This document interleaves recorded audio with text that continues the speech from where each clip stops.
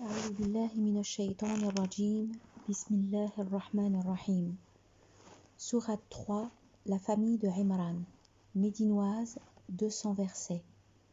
Cette sourate qui comprend 200 versets est descendue à Médine en l'an 9 de l'Hégire. La descente de ces 83 premiers versets a été due à la délégation chrétienne de Najran qui contacta l'envoyé alayhi salatu wassalam. Quant au mérite de cette sourate, nous l'avons déjà mentionné avec celui de la vache.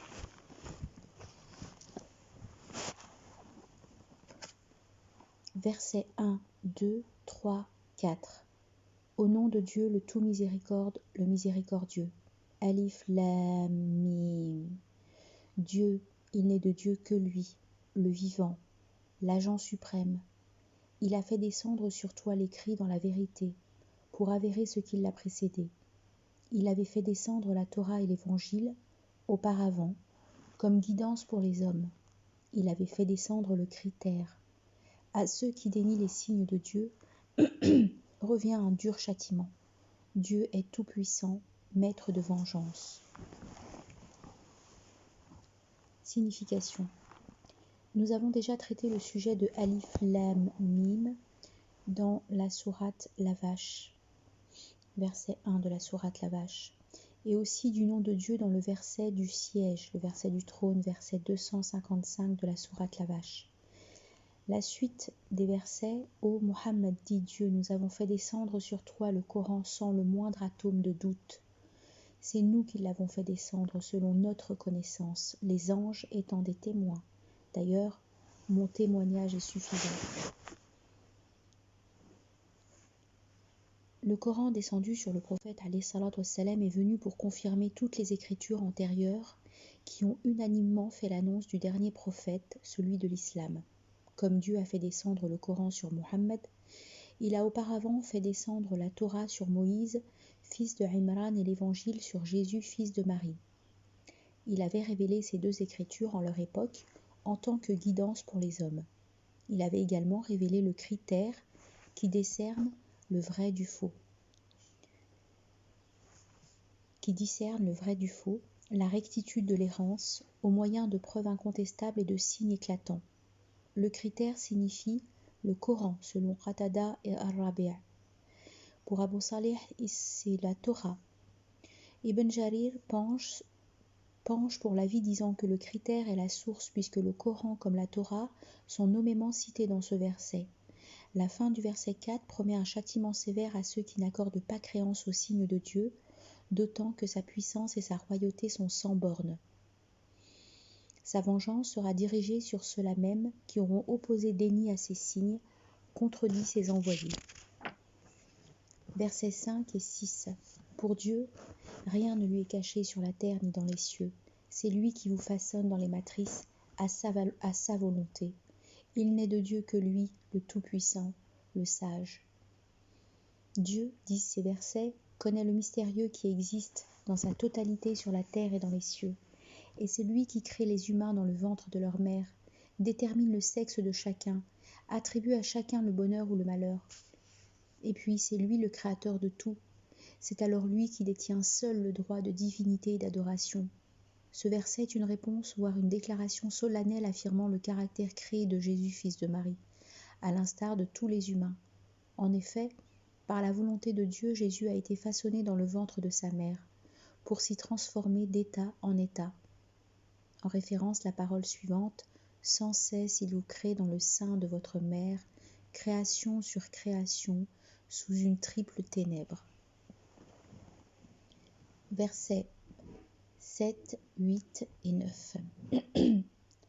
C'est lui qui a fait descendre sur toi l'écrit, dont tel signe, sa partie mère, son péremptoire et tel autre ambigu. Ceux qui ont dans le cœur une déviance s'attachent à ce qui en est ambigu, par passion du trouble ou par passion de déchiffrer l'ambigu, alors que Dieu seul a la science de le déchiffrer, et que ceux de science bien assises se bornent à dire « Nous y croyons, tout cela vient de notre Maître. » Mais ne médite que ceux dotés de moelle. Notre Maître ne dévie pas notre cœur après nous avoir guidés, dispense-nous de ton sein miséricorde. C'est toi le dispensateur. Notre Maître, tu es le rassembleur des humains au jour qui ne fait pas de doute. Dieu ne manque pas au rendez-vous. Dans ces versets, le Coran parle de signes péremptoires et de signes ambigus, c'est-à-dire des versets clairs, éclatants, qui ne font aucun doute, et des versets qui suscitent ambiguïté dans l'esprit de peu ou de beaucoup de gens. Les premiers étant la partie mère, le fondement du livre. Alors sera toujours bien guidé celui qui renvoie constamment à eux les versets ambigus et égaré celui qui s'accroche à ces derniers. Les exégètes et les commentateurs ont évidemment divergé sur les versets péremptoires et les versets ambigus. Ibn Abbas dit: les péremptoires sont les versets abrogatifs, ainsi que ceux qui parlent de son licite, de son illicite, de ses normes expresses. Yahya ibn Ya'mur dit: c'est ce qui désigne les obligations, le fait d'ordonner le convenable et d'interdire le blâmable, le licite et l'illicite. Saïd ibn Jubayr explique le caractère de partie mère des versets péremptoires par le fait qu'ils se retrouvent dans toutes les Écritures. Muqatil appuie, lui, cet avis par le fait que la partie mère est acceptée de tout détenteur d'Écriture. Les versets ambigus, ce sont les versets abrogés. Le mi en premier, le mi en second, les semblances, les parts, les versets auxquels on croit sans qu'ils aient un prolongement pratique.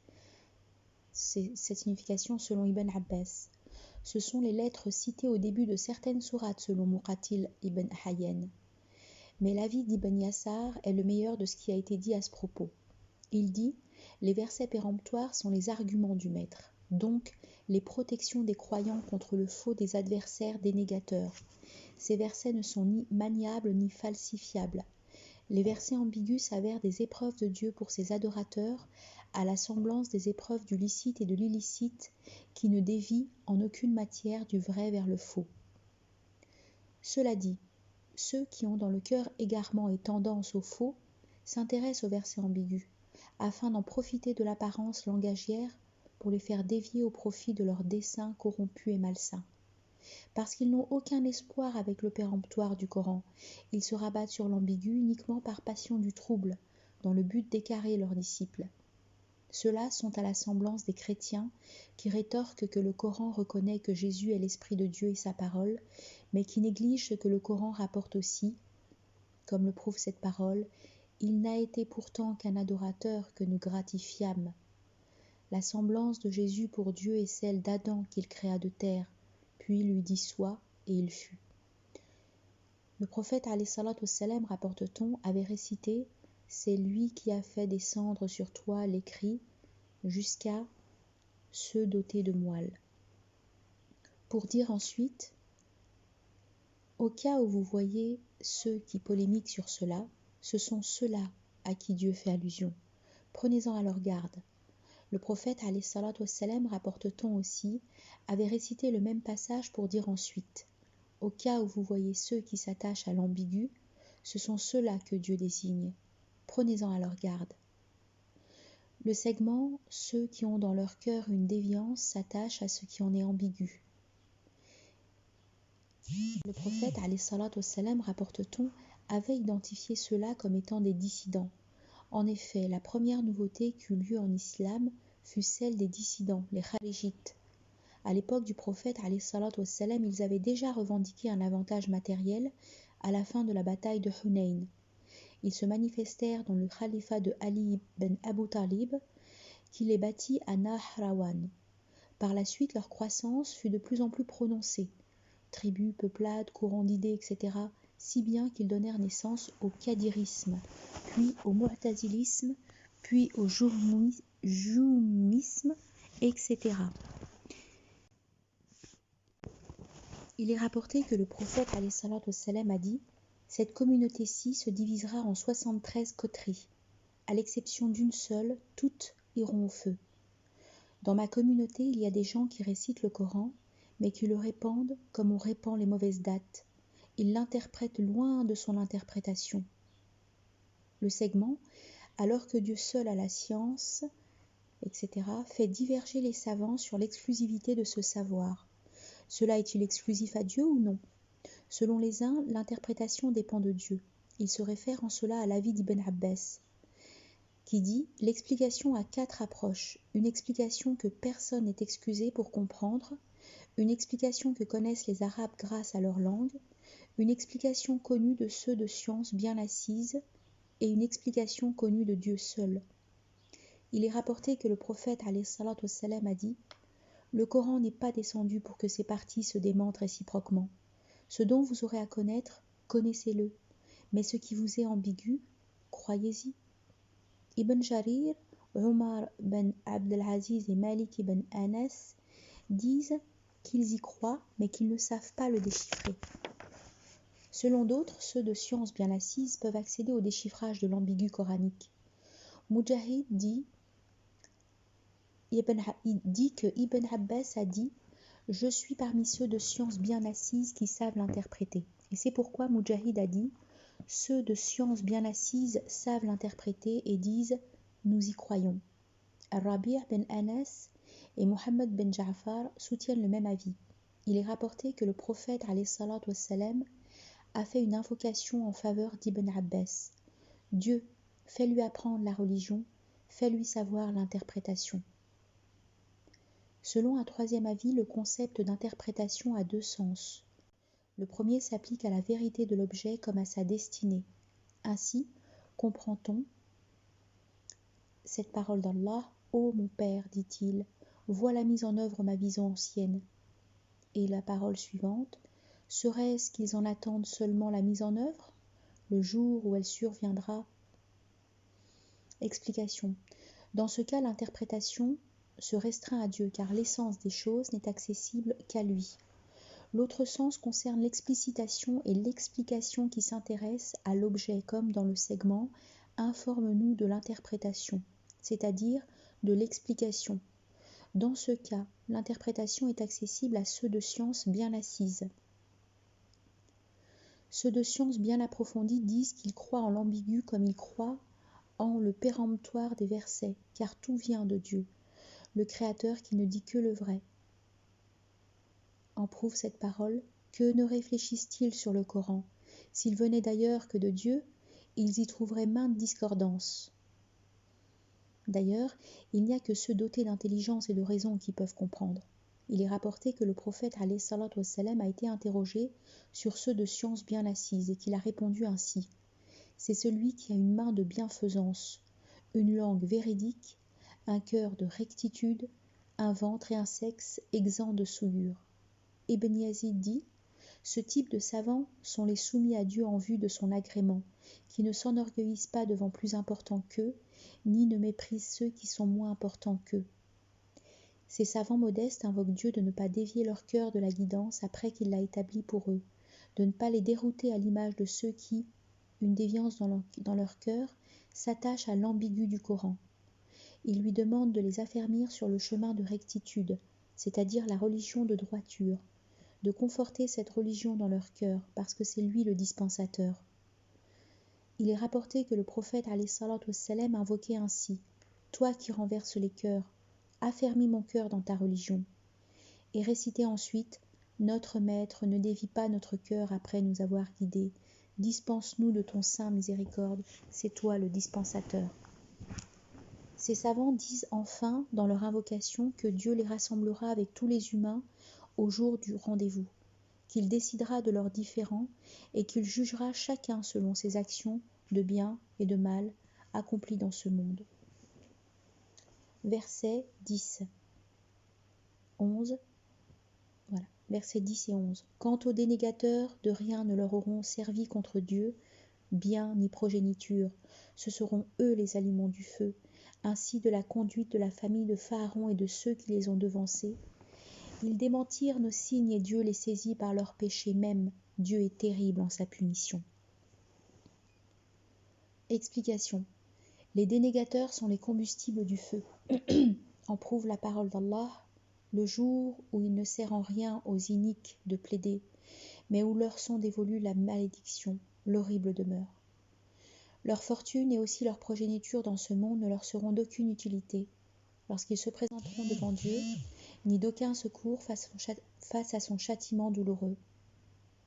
Comme le prouve la parole suivante, Que ne t'émerveille point leurs biens et leurs enfants. Dieu veut plutôt les entourmenter dans la vie d'ici-bas et leur faire vomir leur âme en état de dénégation. Qu'elle ne te donne pas le change, l'agitation des dénégateurs, par la contrée, piètre jouissance, après quoi leur asile sera la géhenne. Ô détestable couche! Explication. Donc, ceux qui dénient les signes et les prophètes de Dieu contreviennent à son livre, ne tirent pas utilité de sa révélation. Ceux-là seront le bois qui ravive les flammes du feu.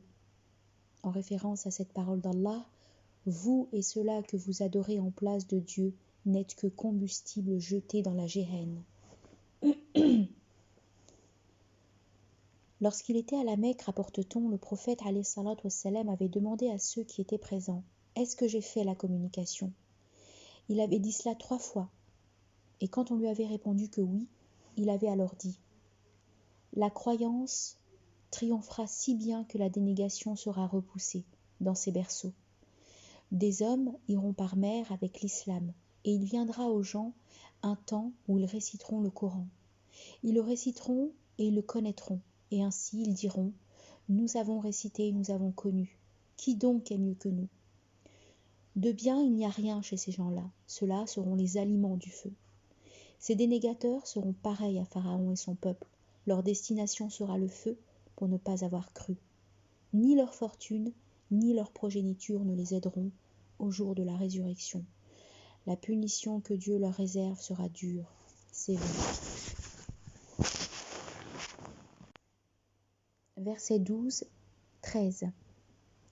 Dis aux dénégateurs, vous serez vaincus et rassemblés vers la géhenne. Ô la couche effroyable! Vous avez reçu un signe dans la rencontre de 2 troupes, l'une combattant sur le chemin de Dieu, l'autre qui déniait. Celle-ci voyait en celle-là, du regard des yeux, le double d'elle-même. Dieu conforte de son secours qui il veut. En quoi réside une leçon pour les êtres de clairvoyance?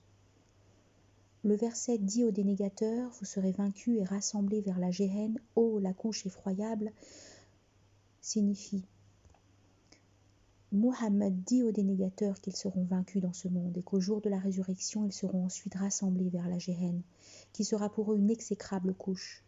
Le prophète, alayhi salatu wassalam, rapporte-t-on, regagna Médine après la victoire de Badr et se réunit aux Juifs dans le souk des Banu Qaynuqa. Il leur avait alors dit « Ô Juifs, soumettez-vous à la paix avant que Dieu ne vous frappe avec ce qu'il vient de frapper Quraysh. » Mais eux, ils lui avaient dit « Ô Muhammad, ne te laisse pas illusionner par toi-même. Si tu viens de tuer un petit groupe de Qurayshites, stupides, ne connaissant rien à la guerre, par Dieu, si tu combats, tu sauras que c'est nous les gens de combat et que tu n'as pas rencontré nos semblables. » C'est à ce propos que donc que Dieu fit descendre ces 2 versets. Le discours de Dieu dit alors aux Juifs, « Vous les Juifs qui avez tenu tel propos, vous avez devant vous ce signe divin comme preuve. Dieu fera triompher sa religion et son prophète. Méditez sur les 2 troupes des Qurayshites et des musulmans qui se sont battus à Badr. » Le segment, celle-ci voyait en celle-là, du regard des yeux, le double d'elle-même. Dans la bataille de Badr, disent des savants, les associants avaient vu de leurs yeux que les musulmans étaient 2 fois plus nombreux qu'eux. Cela est expliqué par l'intervention de Dieu pour attribuer la victoire à l'islam. Selon un témoignage, les Qurayshites avaient envoyé un espion, Amr ben Sa'd, pour leur apporter une estimation des forces musulmanes. Ce dernier leur avait dit à son retour que les musulmans étaient plus ou moins 300. Cela est effectivement vrai, il y avait 300 musulmans et un peu plus. Mais quand les armes se croisèrent, Dieu envoya 1000 anges comme soutien aux musulmans. Les musulmans, disent d'autres savants, avaient vu les associants 2 fois plus nombreux qu'eux. Selon les données établies, ces derniers étaient entre 900 et 1000, c'est-à-dire le triple des musulmans. Apparemment, il y a incohérence dans cet avis, mais Ibn Jarir le traite de telle sorte qu'il le déclare juste. C'est comme si tu dis « j'ai 1000 dinars et j'en ai besoin du double. En définitive, j'ai besoin au total de 2000. » Ainsi est l'argument d'Ibn Jarir. Mais il reste une autre question qui pose problème aux 2 avis. Comment accorder ce verset avec cet autre verset Lors il vous les fait voir lors de la rencontre peu nombreux, et il vous amoindrit au leur. Cela pour que Dieu tranche d'un destin déjà décidé. Comment comprendre leur symbiose interne? La réponse, il y avait eu 2 moments à Badr. Au sujet de la parole, vous avez reçu un signe dans la rencontre de 2 troupes. Ibn Mas'ud dit, cela était à Badr. Nous avions dirigé notre regard sur les asociants et à vue d'œil, nous les avions vus moins que nous. Et puis nous les avions regardés, nous les avions vus qu'ils ne nous dépassaient guère d'un seul homme. C'est cela, l'explication du segment. Lors il vous les fait voir lors de la rencontre peu nombreux, et il vous amoindrit au leur.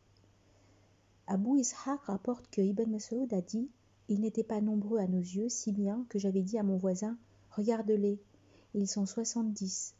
Mais lui, il m'avait dit, je les vois 100. Lorsque nous avions capturé un homme, nous lui avons dit, combien étiez-vous? Il nous avait dit, 1000. Donc quand il eut estimation de part et d'autre, les musulmans virent que les associants les dépassaient par le double, pour qu'ils s'appuyassent sur Dieu et demandassent secours, tandis que les associants virent la même chose pour qu'ils fussent terrorisés.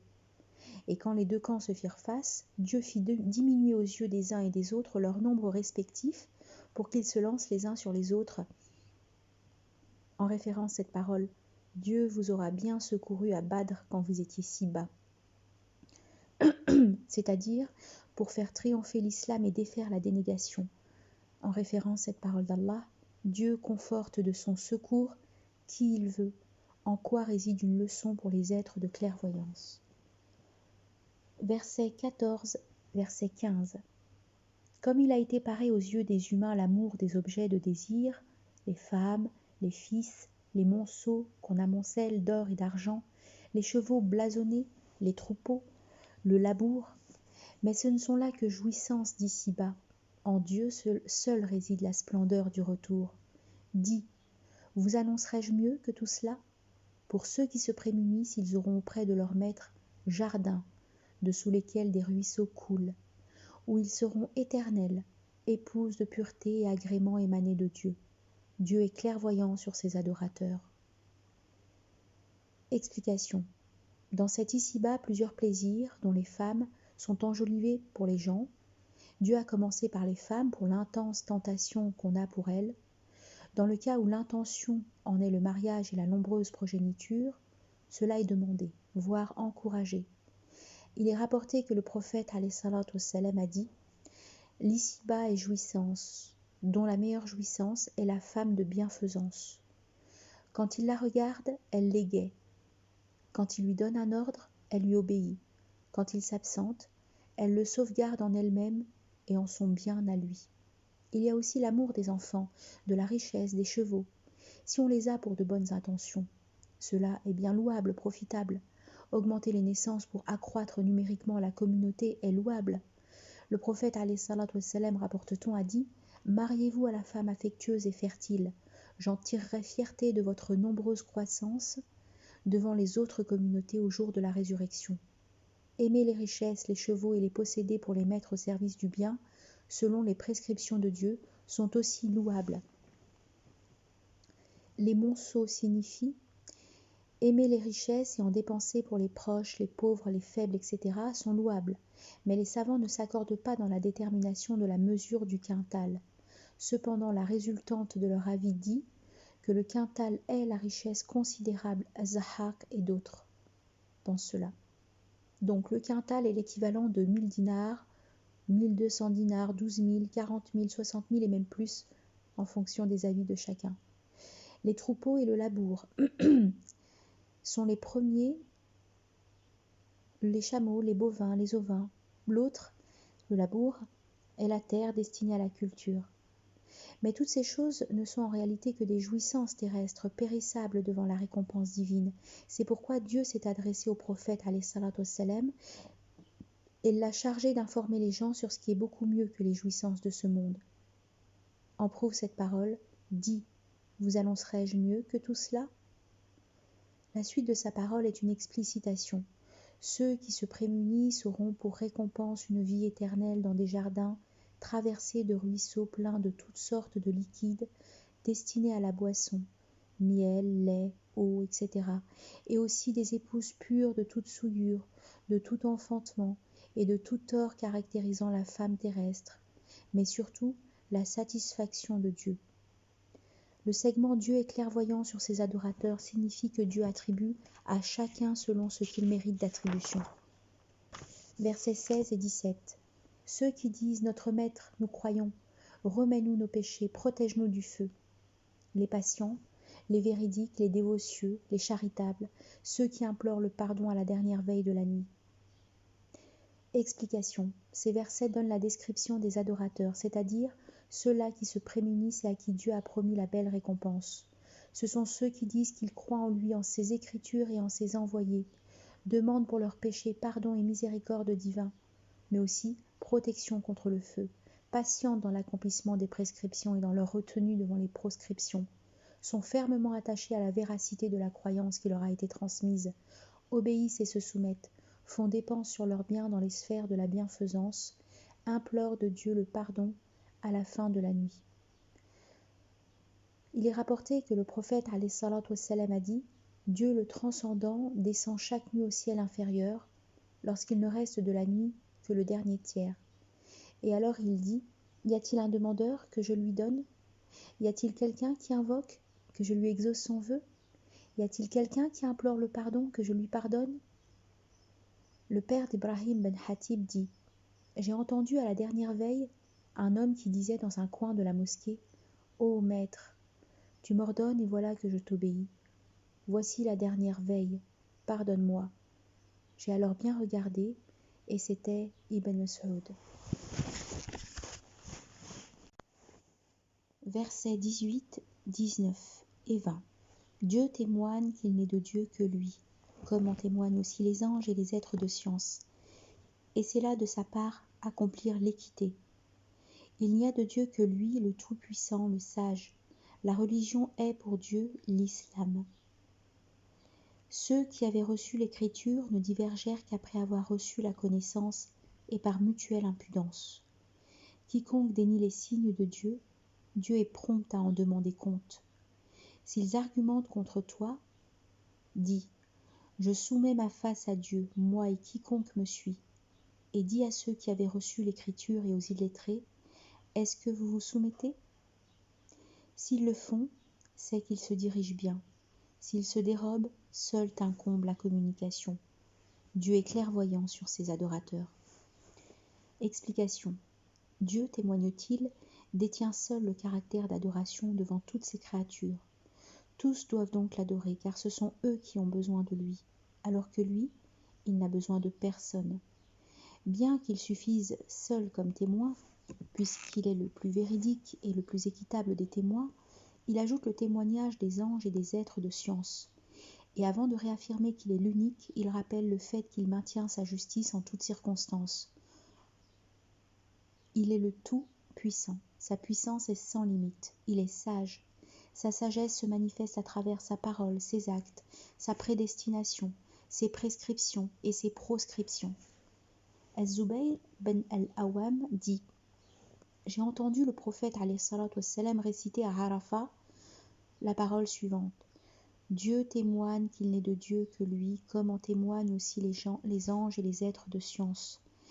Et c'est là de sa part accomplir l'équité. Il n'y a de Dieu que lui, le Tout-Puissant, le Sage. » Puis il a dit « De cela je suis d'entre les témoins au haut maître. » Ghalib el-Qattan raconte qu'il a vu El-Hamash faire ses prières de nuit, et quand ce dernier est arrivé à la parole « Dieu témoigne qu'il n'est de Dieu que lui, comme en témoignent aussi les anges et les êtres de science, et c'est là de sa part accomplir l'équité. Il n'y a de Dieu que lui, le Tout-Puissant, le Sage. La religion est pour Dieu l'islam. » Il a dit « Et moi je témoigne de ce que Dieu témoigne. Je dépose auprès de Dieu ce témoignage. Il met un dépôt auprès de Dieu. » Cette parole, la religion est pour Dieu l'islam, il l'a reprise plusieurs fois.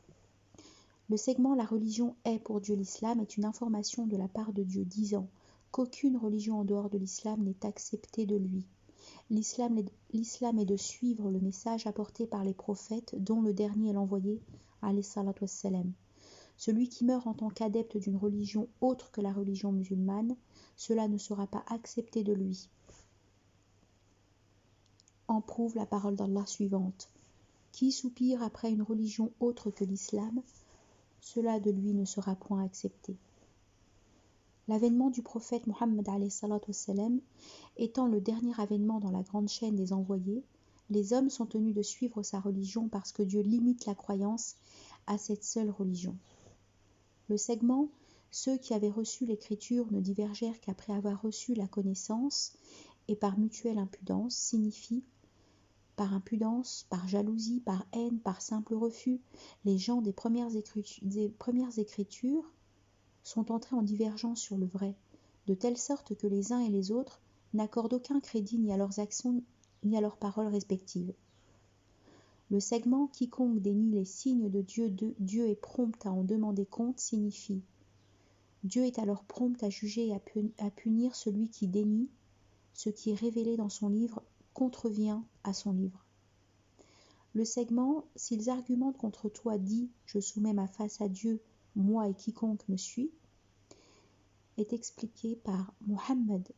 S'ils te tiennent polémique sur le monothéisme, dis-leur que tu voues ton adoration à Dieu l'unique, ainsi que ceux qui te suivent sur le même chemin. En prouve la parole suivante. Dis, ceci est mon chemin. J'appelle à Dieu dans la clairvoyance, moi et tous ceux qui me suivent. Le segment et dis à ceux qui avaient reçu l'écriture et aux illettrés, est-ce que vous vous soumettez? S'ils le font, c'est qu'ils se dirigent bien. S'ils se dérobent, seul t'incombe la communication. Explication. Mohammed appelle les gens des Écritures à adopter sa religion, ainsi que les illettrés d'entre les associants. S'ils se soumettent, c'est qu'ils sont sur le chemin de la guidance. Cependant, s'ils s'en détournent, ta responsabilité se limite seulement à la communication que tu auras faite. Car c'est Dieu seul qui détient la guidance et l'égarement des uns et des autres. Connais bien celui qui mérite la guidance et celui qui ne la mérite pas. En prouve la parole d'Allah suivante. Lui, il n'est pas questionné. Eux, ils le sont. Ces versets et d'autres semblables sont des preuves incontestables du caractère universel de la religion de Mohammed. En référence, cette parole d'Allah dit « Humain, je suis l'envoyé de Dieu, à vous tous ensemble. Béni est celui qui opéra la descente du critère sur son adorateur pour faire de ce dernier un donneur d'alarme aux univers. » De son vivant, rapporte-t-on, le prophète alayhi salatu wassalam a envoyé des lettres et des émissaires aussi bien aux monarques qu'aux communautés. Il a aussi dit « J'ai été envoyé au rouge comme au noir. » Avant, le prophète est envoyé pour son peuple. Moi, je suis envoyé aux gens dans leur totalité. Versets 21 et verset 22. Ceux qui dénient les signes de Dieu et tuent les prophètes à contre-vérité, tuent ceux des humains qui ordonnent l'équité, annonce-leur un châtiment douloureux. Ceux-là de qui les actions crèvent dans ce monde et dans la vie dernière, et qui ne trouveront pas de secourant. Explication. C'est là un blâme adressé aux gens du livre, pour ce qu'ils ont commis de répréhensibles comme morgue, opposition de déni aux signes de Dieu, et meurtre de prophètes et de gens de bienfaisance. Interrogé sur les gens qui seront les plus châtiés au jour de la résurrection, le prophète alayhi salatu wassalam a dit « Un homme qui a tué un prophète ou quelqu'un qui ordonne le convenable et proscrit le blâmable. » Puis il a récité la parole d'Allah suivante. Ceux qui dénient les signes de Dieu et tuent les prophètes à contre-vérité, tuent ceux des humains qui ordonnent l'équité, annonce-leur un châtiment douloureux. Puis il a dit, les fils d'Israël ont tué 43 prophètes au début du jour, en une seule heure. 170 hommes d'entre les fils d'Israël se sont alors élevés et ont ordonné le convenable à ceux qui ont tué, leur ont proscrit le blâmable. Alors, ils les ont tous tués, à la fin du même jour. Ce sont ceux-là que Dieu cite. Versets 23, 24 et 25. N'as-tu pas regardé ceux qui ont reçu une part de l'écrit? Les appelle-t-on à un arbitrage mutuel par l'écrit de Dieu? Quantité d'entre eux se tournent dès lors le dos alors et s'écartent. C'est qu'ils ont dit, le feu ne nous touchera qu'un nombre limité de jours. Ils sont séduits dans leur religion par leur propre fabulation. Qu'arrivera-t-il donc quand nous les rassemblerons en vue du jour qui ne fait de doute, et où toute âme soldera ses acquis sans que personne ne soit lésé? Dans ces versets, Dieu conteste l'attitude des Juifs et des chrétiens qui, prétendent-ils, sont respectueux de leurs Écritures, la Torah et l'Évangile. Quand ils ont été appelés à prendre pour arbitre leurs Écritures au sujet du prophète alayhi salatu wassalam, et de l'obéissance à l'ordre de Dieu, ils se sont dérobés et s'en sont écartés par entêtement, par esprit de contradiction. Ils ont commis cela parce qu'ils croyaient qu'ils ne seraient châtiés dans le feu que pour une durée de quelques jours, comme ça avait été précisé dans la sourate La Vache. Mais cela n'est que prétention, pure invention vu la réplique de Dieu. Le jour de la résurrection advenu, ils se rendront alors compte de ce que sera le sort de chacun qui aura dénié ces signes. Versets 26 et 27 dit « Ô mon Dieu, souverain de toute royauté, tu en dotes qui tu veux, la ravis à qui tu veux, rends puissant ou bien humilie qui tu veux. Dans ta main tout bien réside. Tu es omnipotent. Tu fais sortir la nuit du jour et le jour de la nuit dans la nuit. Tu fais sortir le vivant du mort et le mort du vivant. Tu fais attribution à qui tu veux, sans compter. » Explication. Dieu ordonne au prophète alayhi salatu wassalam de le louer et de le magnifier en reprenant tout cela. Ces versets sont une indication du don de Dieu sur son envoyé et sa communauté. En effet, Dieu a transféré la prophétie des fils d'Israël à l'envoyé alayhi salatu wassalam, le sceau de tous les prophètes qui a été envoyé à tous les humains et tous les djinns, qui a été doté de la connaissance du passé et du futur. C'est sans doute pour cela que la louange signale que Dieu détient tout dans sa main, la royauté, le bien, la gestion, la distribution, etc. En prouve la parole d'Allah suivante. Ils disent encore, que ce Coran n'est-il descendu sur un grand des deux cités? Serait-ce donc eux qui distribuent la miséricorde de ton maître? Dieu sait mieux que quiconque où loger son message. Vois cependant comme nous privilégions les uns sur les autres. Le verset 27 parle de différents phénomènes de la nature. Ainsi donc, le jour et la nuit sont dans leur durée régis par Dieu, de telle sorte que les saisons se forment, que le jour et la nuit prennent de leur temps respectif, de telle sorte que le va-et-vient entre le vivant et le mort rappelle celui de la graine qui donne le fruit et le fruit qui donne la graine. Le dénégateur qui devient croyant et le croyant qui devient dénégateur. L'œuf qui donne la poule et la poule qui donne l'œuf, etc. Ce verset montre enfin que Dieu attribue les biens selon sa sagesse, à qui il veut, et en retient à qui il veut. Il est rapporté que le prophète alayhi salatu wassalam a dit « Le plus grandiose nom de Dieu avec lequel si on fait une invocation Dieu exauce se trouve dans ce verset de la sourate de la famille de Imran. Dis, ô mon Dieu, souverain de toute royauté, tu en dotes qui tu veux, la ravis à qui tu veux, rends puissant ou bien humilie qui tu veux. Dans ta main, tout bien réside. Tu es omnipotent. »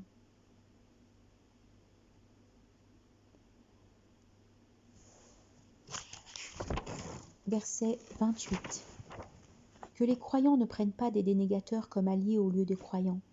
Le faire, ce serait vous couper totalement de Dieu, à moins que ce ne soit dans le but de vous prémunir contre eux. Dieu vous met en garde contre lui-même. Dieu est la destination de tout. Explication. Cette parole divine interdit aux adorateurs de s'allier aux dénégateurs. Ainsi Dieu prévient les croyants que ceux d'entre eux qui noueraient une alliance rompraient tous les liens qui les unissent à lui, pour s'exposer sérieusement à son châtiment.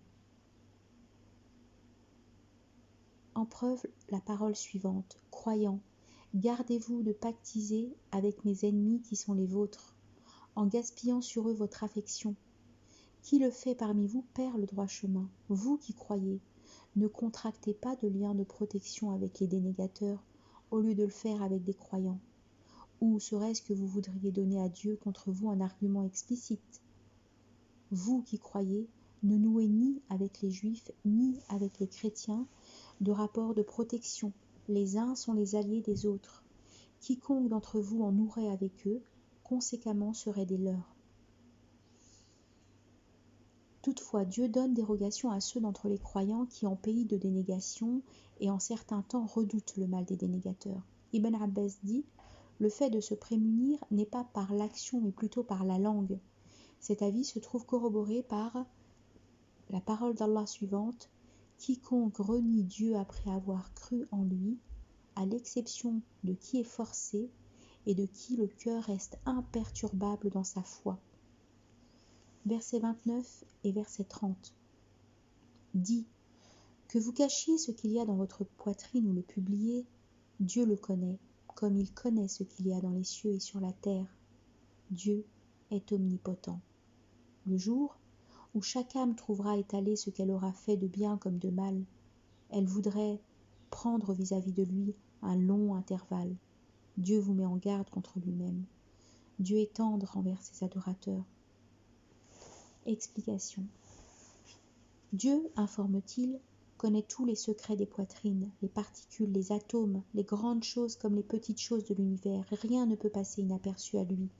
Il est omnipotent. Dieu alerte donc ses adorateurs pour qu'ils ne commettent rien de ce qu'il proscrit.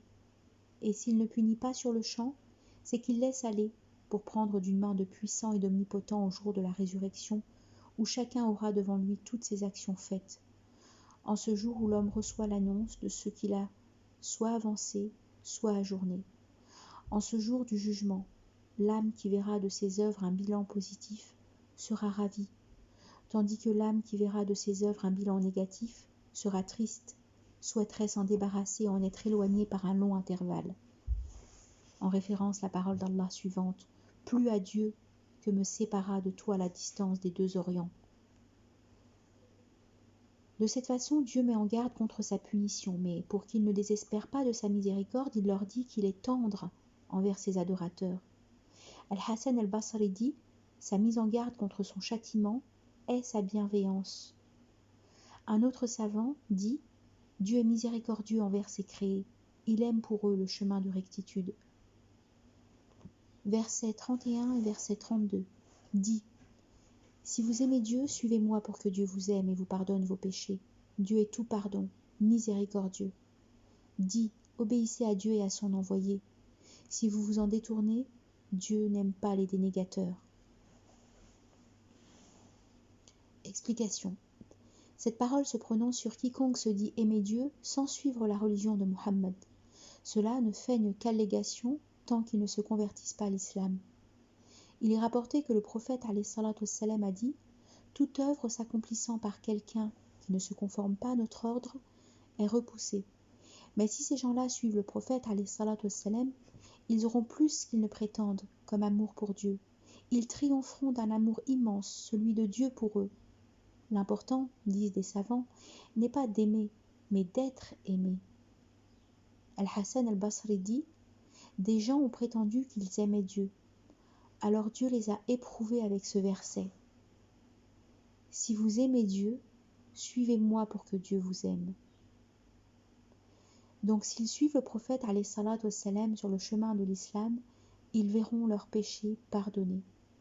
Et s'ils ne le font pas, qu'ils sachent que Dieu n'aime pas les gens des dénégations, même s'ils se disent aimer Dieu. Verset 33 et verset 34. Dieu élut Adam et Noé, et la famille d'Abraham, et celle de Imran sur les univers, en tant qu'ils descendaient les uns des autres. Dieu est entendant, connaissant. Explication. Dieu, informe-t-il, a choisi ces maisons de tous les habitants se trouvant sur terre. Il a choisi Adam, il l'a créé de sa main et lui a insufflé de son souffle.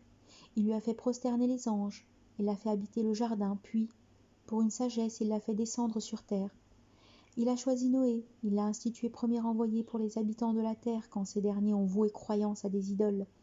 Il s'est vengé pour lui en envoyant le déluge sur ces dénégateurs arrogants. Il a choisi la famille d'Abraham, dont le sceau des prophètes, Muhammad alayhi salatu wassalam, et aussi la famille de Imran, en l'occurrence Imran, le père de Marie, qui, elle, est la mère de Jésus. Versets 35 et 36.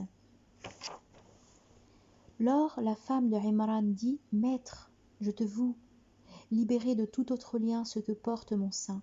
Accepte-le de moi.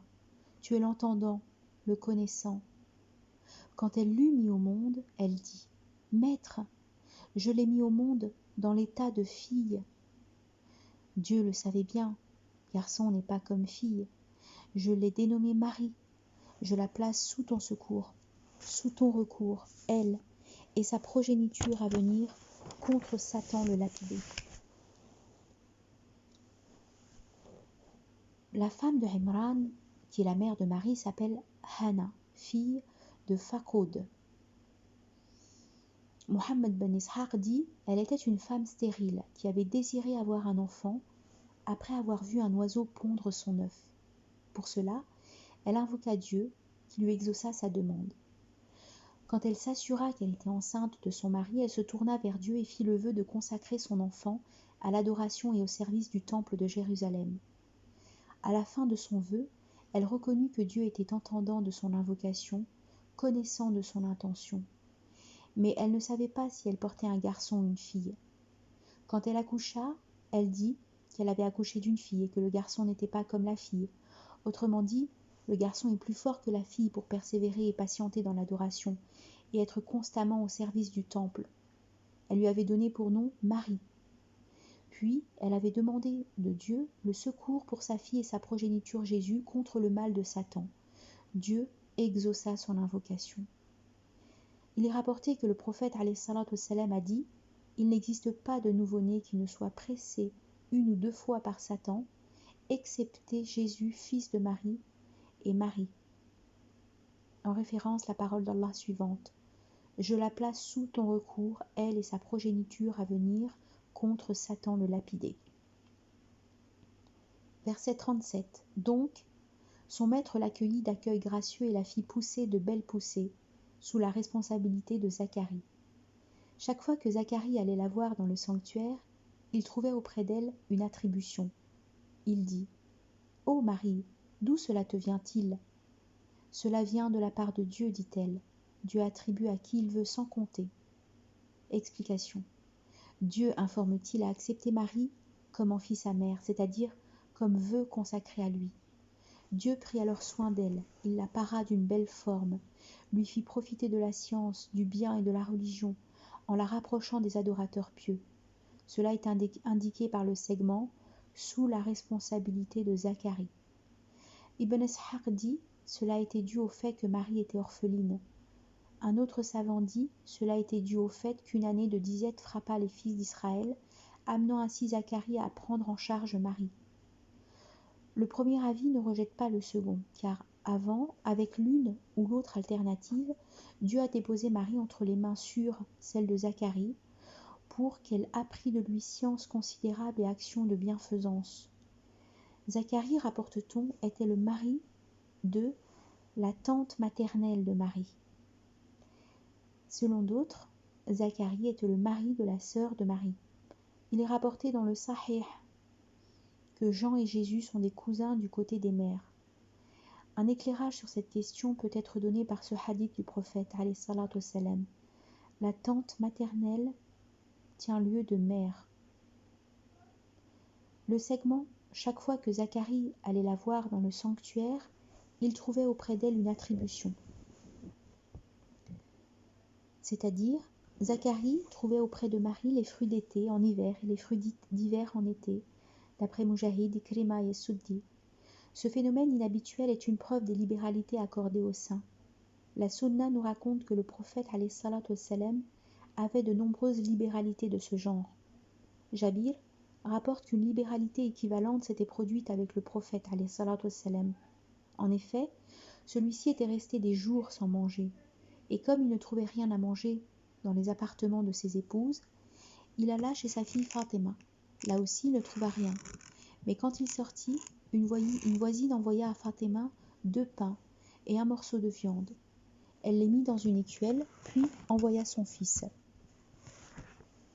Al-Hassan ou Al-Hussein, pour appeler leur grand-père. Celui-ci revint, en effet, pour calmer sa faim. Fatima apporta l'écuelle, la déposa devant lui et souleva le couvercle. À sa grande surprise, elle la trouva pleine de pain et de viande. Elle sut immédiatement que c'était une libéralité de Dieu. Elle louangea Dieu, fit des prières sur son envoyé et dit « D'où as-tu cela, ô petite fille ?» lui demanda alors le prophète alayhi salatu wassalam. « Ô père, répondit-elle, cela vient de Dieu. Dieu attribue à qui il veut sans compter. » Le prophète alayhi salatu wassalam louangea Dieu, puis dit « Louange à Dieu. Il t'a fait, ô petite fille, semblable à la dame des fils d'Israël.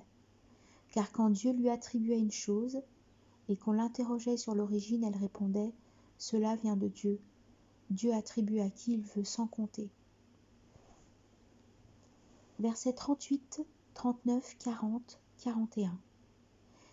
Là même, Zacharie invoqua son maître. « Ô mon maître, dit-il, accorde-moi de ton sein une progéniture vertueuse. Tu es entendant de l'invocation. » En effet, les anges l'appelèrent alors qu'il priait debout dans le sanctuaire. Dieu te fait l'annonce de Jean, en tant qu'avérateur d'une parole de Dieu venue, et que chef, et que continent, et que prophète d'entre les saints. Mon maître, dit-il, comment aurais-je un garçon quand la vieillesse me rattrape et que ma femme est stérile? C'est ainsi, dit Dieu. Dieu effectue ce qu'il veut. Mon maître, dit-il, institue pour moi un signe. Ton signe, dit-il, sera de ne parler à personne de 3 jours que par mimique. En outre, rappelle intensément ton maître, exalte sa transcendance, soir et matin. Explication. Quand Zacharie vit les attributions qui venaient à Marie, il s'adressa à Dieu dans l'espoir d'avoir un enfant.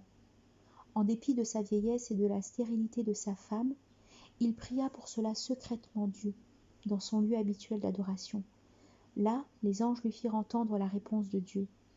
Il aura un garçon du nom de Jean, qui sera avérateur de Jésus, fils de Marie, selon Ibn Abbas. Selon Rabi' ben Anas, Jean fut le premier qui crut en Jésus. Ibn Abbas dit encore, Jean et Jésus sont des cousins du côté des mères. La mère de Jean disait à Marie, je vois que celui qui est en mon sein se prosterne à celui qui est en ton sein. Cela est une avération de Jean pour Jésus dans le ventre de sa mère. Jean sera chef, c'est-à-dire magnanime, selon Aboul Elia, maître en science et en adoration, selon Qatada, magnanime qui se prémunit, selon Ibn Abbas, continent, c'est-à-dire vertueux, qui ne désire pas les femmes, qui est immunisé contre les péchés. Le Qadi, Ayad, c'est ce qu'il pense. Il sera aussi prophète d'entre les saints. C'est la deuxième bonne nouvelle concernant Jean, après celle de sa naissance.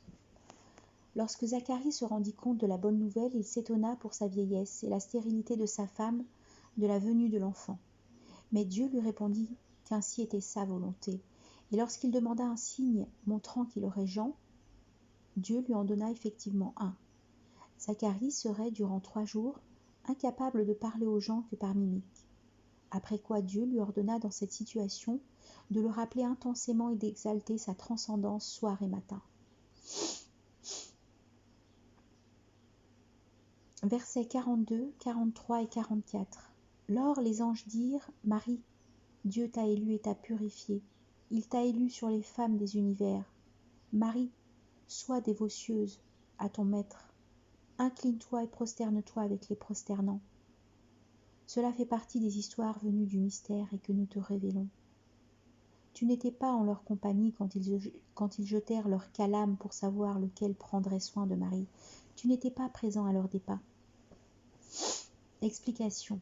Dieu informe le prophète alayhi salatu wassalam sur le propos que, sur son ordre, les anges avaient transmis à Marie, Dieu, dit-il, l'avait élue une première fois pour sa constance dans l'adoration, son abstinence et sa pureté, et il avait élu une seconde fois pour sa majesté sur toutes les femmes des mondes. Le prophète alayhi salatu wassalam, rapporte-t-on, a dit, Marie, fille de Imran, est la meilleure des femmes de son temps. Khadija, fille de Khuwaylid, est la meilleure de cette nation. Les meilleures des femmes des univers sont 4. Marie, fille de Imran, Assia, la femme de Pharaon, Khadija, fille de Khuwaylid, et Fatima, fille de l'envoyé de Dieu. Puis Dieu informa que les anges avaient ordonné Marie de perdurer dans les prosternations, les prières, et d'œuvrer dans l'accomplissement de ce qu'il veut pour elle. Moujahid dit, Marie pria à tel point que ses pieds enflaient, cela pour se conformer à son ordre.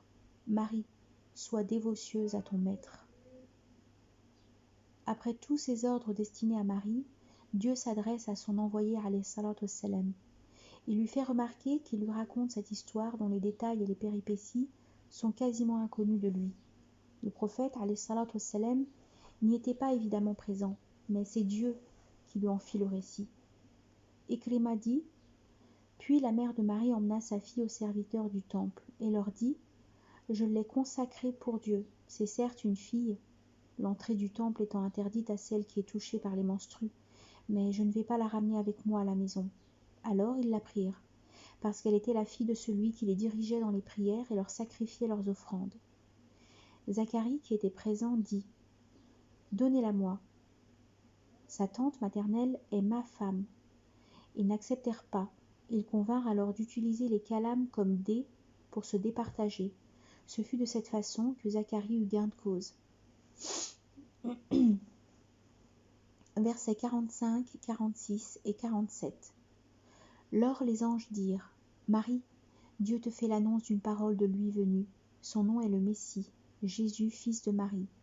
Illustre dans cette vie et dans l'autre, et du nombre des plus rapprochés. Il parlera aux hommes du berceau comme à l'âge adulte, et sera du nombre des justifiés. Mon maître, dit-elle, comment enfanterai-je sans qu'un homme ne m'ait touché? C'est ainsi, dit-il, Dieu crée ce qu'il veut. S'il décrète une chose, il lui suffit de dire soit, et elle est. Explication. La bonne nouvelle que les anges ont annoncée à Marie est qu'elle aura un fils dû à une parole de Dieu venue. Pour créer Jésus, Dieu lui dira soit, et ainsi sera Jésus par la volonté de Dieu. C'est cela l'explication de « en tant qu'avérateur d'une parole de Dieu venue ». Il sera connu parmi les croyants sous le nom du Messie Jésus, fils de Marie, parce qu'il n'a pas de père. Il sera l'illustre dans ici-bas et dans la vie dernière, ainsi que parmi les plus rapprochés de Dieu, du fait qu'il recevra la révélation. Il aura le privilège d'intercéder auprès de Dieu au jour de la résurrection. Il appellera dans ce monde à l'adoration de Dieu l'unique, dans son enfance, et quand il sera adulte enfin, il sera d'entre les saints, dans ses paroles et dans ses actions. Marie s'étonna de cette bonne annonce, puisqu'elle n'avait pas de mari et qu'elle n'avait pas l'intention de prendre mari. Mais l'ange lui apporta la décision de Dieu. C'est ainsi, Dieu crée ce qu'il veut. Ce segment est clair sur la différence qui existe entre lui et le segment qui se trouve dans le verset 40. C'est ainsi, Dieu effectue ce qu'il veut. Dans le cas de Jésus, c'est une création à la semblance de Adam. Dieu mentionne cela pour ne rien laisser au doute la moindre parcelle. Et puis il confirme cela par sa parole suivante. S'il décrète une chose, il lui suffit de dire soit et elle est. Et dans un autre verset, il est dit, notre décret ne fait qu'un avec son objet, comme l'éclair du regard.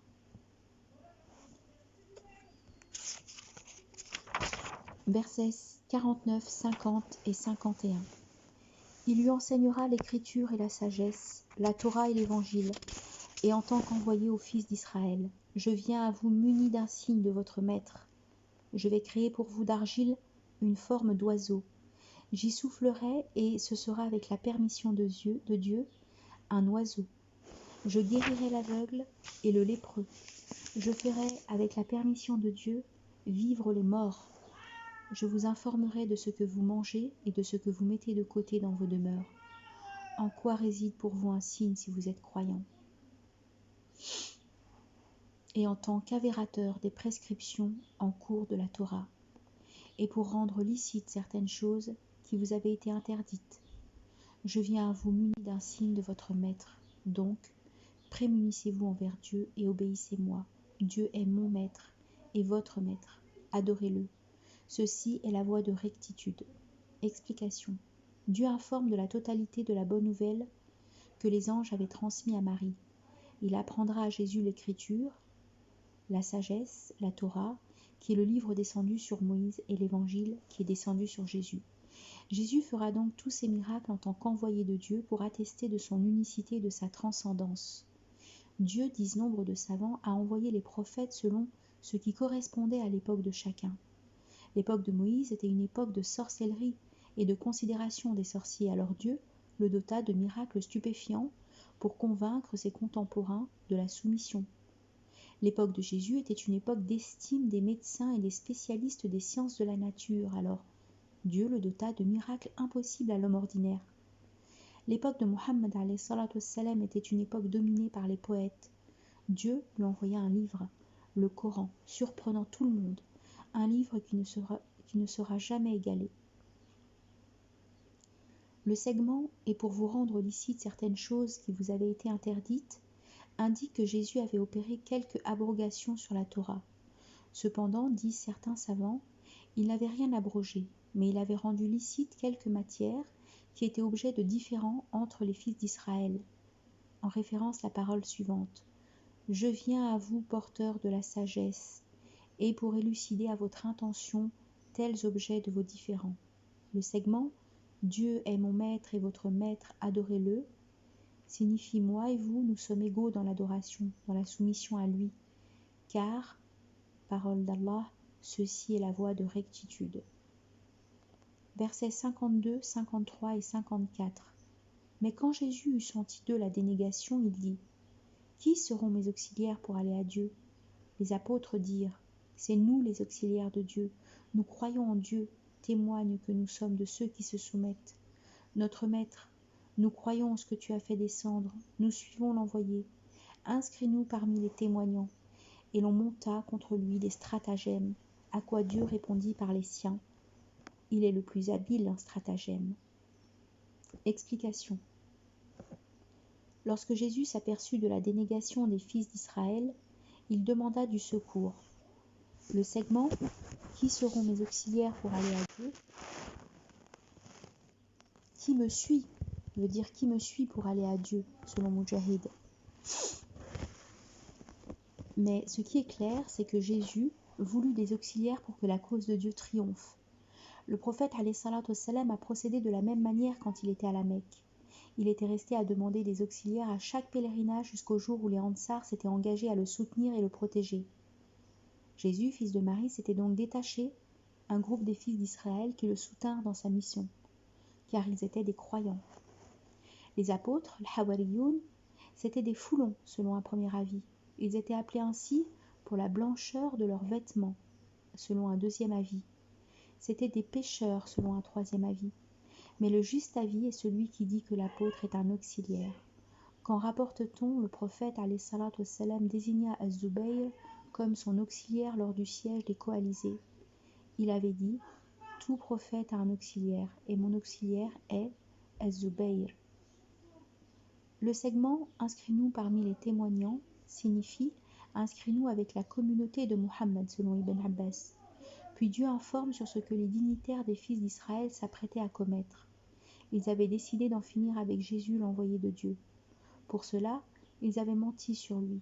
Ils l'avaient traité de fils de fornicatrice, d'instigateur de révolte, de provocateur de dissensions familiales, etc. Si bien qu'ils avaient réveillé la colère du souverain qui était dénégateur.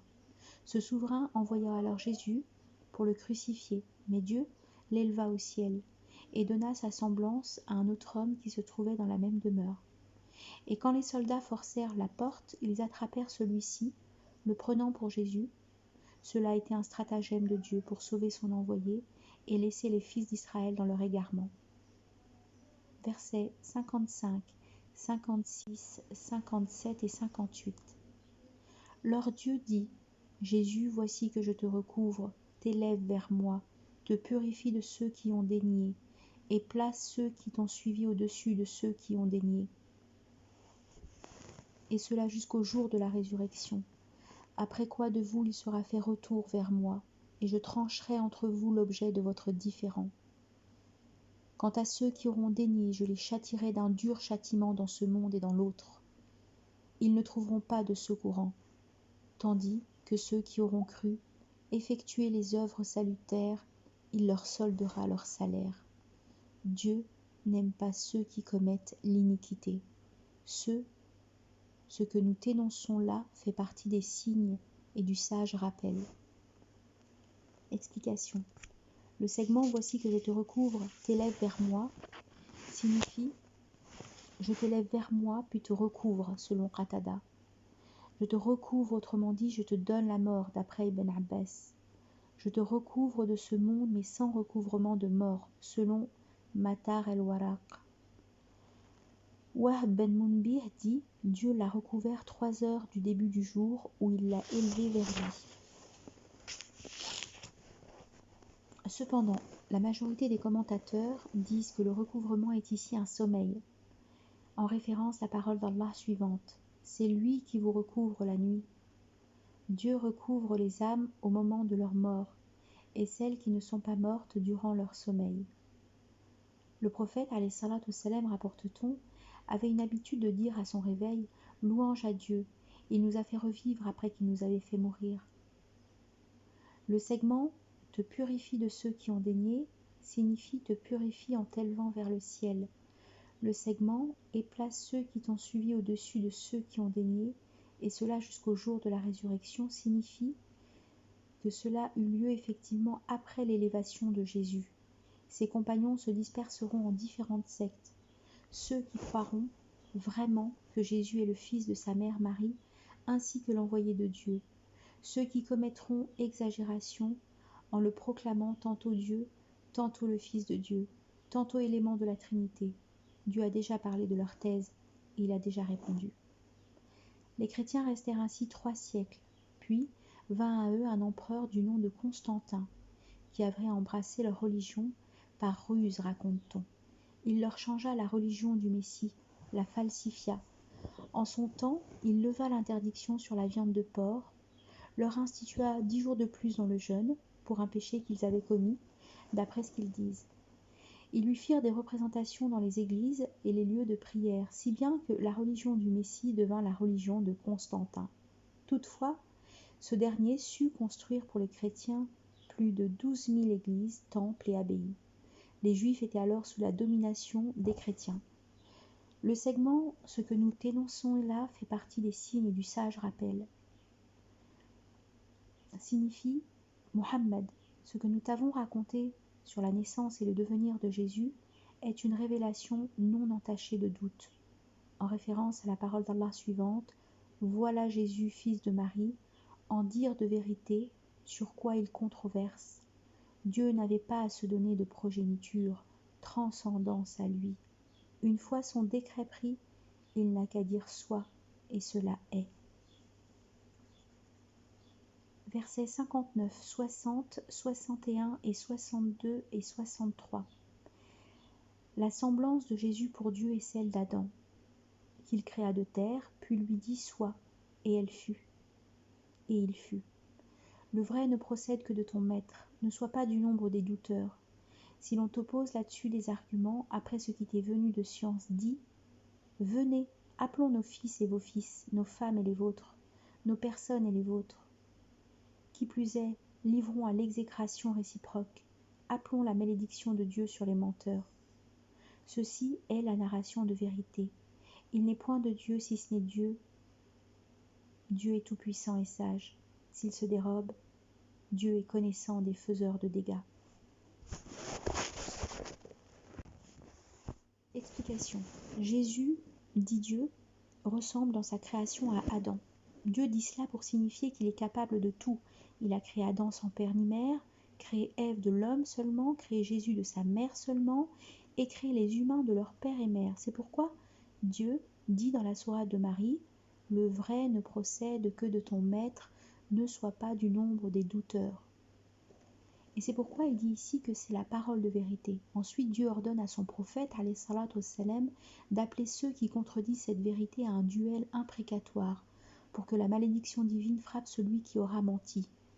En référence à cette parole d'Allah, si l'on t'oppose là-dessus des arguments après ce qui était venu de science, dis, venez, appelons nos fils et vos fils, nos femmes et les vôtres, nos personnes et les vôtres. Qui plus est, livrons à l'exécration réciproque, appelons la malédiction de Dieu sur les menteurs.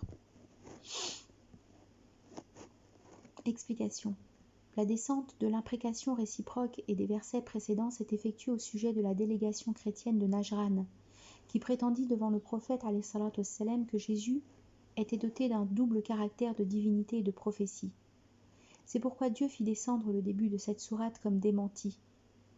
Ibn Ishaq dit: une délégation chrétienne de Najran vint au prophète alayhi salatu wassalam. Ils étaient 60, tous transportés, dont 14 de leurs nobles étaient les chefs de la délégation. Ils entrèrent dans la mosquée au moment où le prophète alayhi salatu wassalam faisait la prière du Asr. Et quand leur prière sonna, ils se levèrent pour l'accomplir. Le prophète alayhi salatu wassalam avait alors dit: laissez-les. Ils avaient pris en direction du Levant. Ils avaient prié en direction du Levant. Parmi ceux qui avaient discuté avec le prophète alayhi salatu wassalam, il y eut Abu Haritha bin Al-Qama, Al-Aqib Abd al-Masih et Al-Ayham, tous trois des chrétiens, mais des chrétiens différents. Ils dirent: Jésus est Dieu, Jésus est le Fils de Dieu et aussi Jésus est un élément de la Trinité. Mais Dieu est au-dessus de toutes ces prétentions. Et quand les deux prélats terminèrent de lui parler, le prophète alayhi salatu wassalam leur dit: soumettez-vous, nous sommes des soumis, dirent-ils. Non, vous ne vous êtes pas soumis, soumettez-vous donc. Mais si, nous nous sommes soumis avant toi. Vous dites faux. Ce qui vous empêche de la soumission, c'est votre prétention que Dieu a un fils, votre adoration de la croix et votre consommation du porc. Alors ils lui dirent: quel est donc son père, ô Muhammad? Qui est donc son père, ô Muhammad? Le prophète alayhi salatu wassalam se tut et ne leur répondit pas. Sur quoi Dieu fit descendre du début de la sourate de la famille de Imran jusqu'à plus de 80 versets. Donc lorsque le prophète alayhi salatu wassalam demanda aux chrétiens de passer à l'imprécation réciproque, ces derniers dirent: ô Abul Qasim, laisse-nous réfléchir et nous reviendrons à toi avec ce que nous voulons faire avec ton appel-ci. Ils se retirèrent et s'isolèrent avec le plus sage d'entre eux, Al-Aqib. Ô Abd al-Masih, qu'est-ce que tu vois? Ô vous les notables des chrétiens, vous savez maintenant que Mohammed est vraiment un prophète envoyé et qu'il vous a apporté la tranchante information sur votre compagnon. Et vous savez que si quiconque fait de l'imprécation réciproque avec un prophète, rien ne leur restera, ni leur grand ni leur petit. Ce serait une éradiction de votre part si vous le faisiez. Mais si vous refusez, sauf votre habitude de votre religion ainsi que votre maintien de ce que vous dites sur votre compagnon, alors annoncez l'aménité à l'homme et retournez dans votre pays. Et ils allèrent annoncer l'aménité au prophète alayhi salatu wassalam qui accepta et ils se retirèrent chez eux. Az-Zuhri dit: les gens de Najran étaient les premiers à verser la capitation. Le verset de la capitation fut descendu après la libération de la Mecque. En référence, cette parole d'Allah: combattez ceux qui ne croient pas en Dieu ni au jour dernier. Jabir al-Aqib et al-Tayyib allèrent trouver le prophète alayhi salatu wassalam, après quoi le prophète alayhi salatu wassalam les appela à l'imprécation réciproque. Ils la lui promirent pour le lendemain. Le lendemain, le prophète alayhi salatu wassalam fit venir Ali, Fatima, Al-Hassan et Al-Hussein, puis envoya chercher les deux notables chrétiens. Mais ces derniers refusèrent de répondre, et ils reconnurent de verser la capitation. Le prophète alayhi salatu wassalam avait alors dit: par celui qui m'a envoyé avec le vrai, s'ils avaient accepté, il aurait fait pleuvoir sur eux du feu dans la vallée. Verset 64. Dis, ô gens du livre, venez à une formule moyenne entre vous et nous, de n'adorer que Dieu sans rien lui associer, de ne pas nous prendre les uns les autres pour mettre en place de Dieu. S'il se dérobe, eh bien, dites, témoignez que nous sommes soumis. Cet appel, pour l'explication, donc cet appel concerne tous les gens du livre, juifs et chrétiens, et tous ceux qui leur sont semblables. En prouve la parole suivante. Ô gens du livre, venez à une formule moyenne entre vous et nous. Cette formule est moyenne, c'est-à-dire équitable, qui met les uns et les autres sur le même pied d'égalité. Cette formule est explicitée dans la suite du verset. Le segment de n'adorer que Dieu sans rien lui associer signifie que nous devons n'adorer que lui. Les idoles, la croix, les statues, le tarout, le feu et rien d'autre ne doivent être adorés. C'est cela en vérité l'appel de tous les envoyés de Dieu. En référence à la parole d'Allah suivante. Nous n'avons pas envoyé d'envoyé avant toi sans qu'il lui fût fait révélation de ce qu'il n'est de Dieu que moi. Adorez-moi. Aussi bien avons-nous demandé à chaque nation un envoyé. Adorez Dieu, éloignez-vous du tarout. Le segment de ne pas nous prendre les uns et les autres pour mettre en place de Dieu signifie de ne pas s'obéir mutuellement dans la désobéissance de Dieu selon Ibn Jurayj, de ne pas se prosterner les uns aux autres selon Ikrima. Le segment, s'il se dérobe, eh bien dites, témoignez que nous sommes soumis, signifie musulmans. Si eux, ils tournent le dos à cette équité, à cet appel, vous, témoignez que vous serez toujours ainsi, que vous continuez à faire bon usage de l'islam qui vous a été institué. Le prophète ﷺ, rapporte-t-on, a envoyé à l'empereur Héraclius une lettre dans laquelle il a dit « Au nom de Dieu, le tout miséricorde, le miséricordieux, de Mohammed, l'envoyé de Dieu, à Héraclius, le grand des Byzantins. Paix sur celui qui suit la guidance. Sois donc musulman et tu seras en paix. Sois musulman et Dieu t'attribuera ton salaire par 2 fois. Mais si tu te dérobes, tu auras sur toi le péché des Hariciens. » En preuve la parole suivante d'Allah. Ô gens du livre, venez à une formule moyenne entre vous et nous, de n'adorer que Dieu sans rien lui associer, de ne pas nous prendre les uns les autres pour mettre en place de Dieu. S'il se dérobe, eh bien dites, témoignez que nous sommes soumis. Versets 65, 66, 67 et 68. Ô gens du livre, pourquoi opposez-vous des arguments à propos d'Abraham alors que la descente de la Torah, comme de l'Évangile, ne fut opérée qu'après lui? Ne raisonnez-vous donc pas, vous que voici vous venez d'opposer des arguments sur ce dont vous connaissez? Alors pourquoi opposez-vous des arguments sur ce dont vous n'avez nulle science? Dieu sait, vous ne savez pas. Abraham n'était ni juif ni chrétien, mais un croyant originel et soumis. Il n'était nullement d'entre les associants. Ceux d'entre les gens qui ont le plus de droit à se réclamer d'Abraham sont assurément ceux qui l'ont suivi, et ce prophète-ci et ceux qui croient. Dieu est le protecteur des croyants. Explication. Dieu rejette les thèses des Juifs comme celles des chrétiens sur l'appartenance d'Abraham.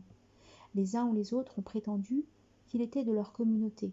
Ibn Abbas dit « Les chrétiens de Najran et les rabbins des Juifs se réunirent chez l'envoyé de Dieu. » Alayhi salatu wassalam. Les rabbins dirent « Abraham n'a été que juif. » Les chrétiens dirent « Abraham n'a été que chrétien. » C'est pourquoi Dieu fit descendre ô gens du livre. Pourquoi opposez-vous des arguments à propos d'Abraham? Ce qui veut dire, vous les Juifs, comment prétendez-vous qu'il était juif, alors que son temps était bien avant la descente de la Torah sur Moïse? Et vous les chrétiens, comment prétendez-vous qu'il était chrétien, alors que la religion chrétienne ne vit son avènement que bien longtemps après? Ne raisonnez-vous donc pas?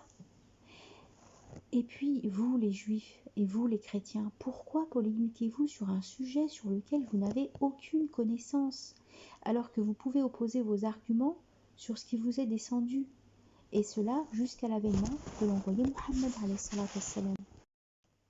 Il leur était digne de discuter sur cela, mais ils avaient parlé sur ce qu'ils ne savaient pas, et c'est pourquoi Dieu leur ordonna de laisser cela au monde du mystère et du témoignage. Dieu sait, vous ne savez pas. Abraham, faut-il le dire, était un monothéiste pur et convaincu, résolument opposé à l'associance. Ceux qui ont le droit de se réclamer de lui sont d'abord tous ceux qui ont suivi sa religion. Ce prophète-ci, c'est-à-dire Mohammed, ses compagnons, les Ansar et les Muhajir, et tous les musulmans qui viennent après eux. Le segment Dieu est le protecteur des croyants signifie que Dieu est le protecteur de tous les croyants qui croient en tous ses envoyés.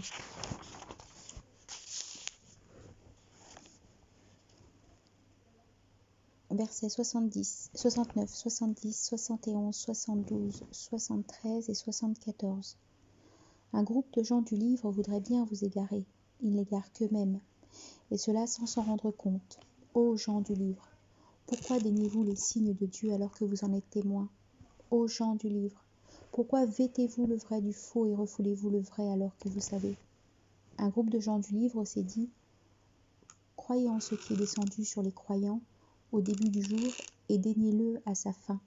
Peut-être reviendront-ils. Et ne soyez confiants qu'avec ceux qui ont suivi votre religion. Dis, la guidance est celle de Dieu.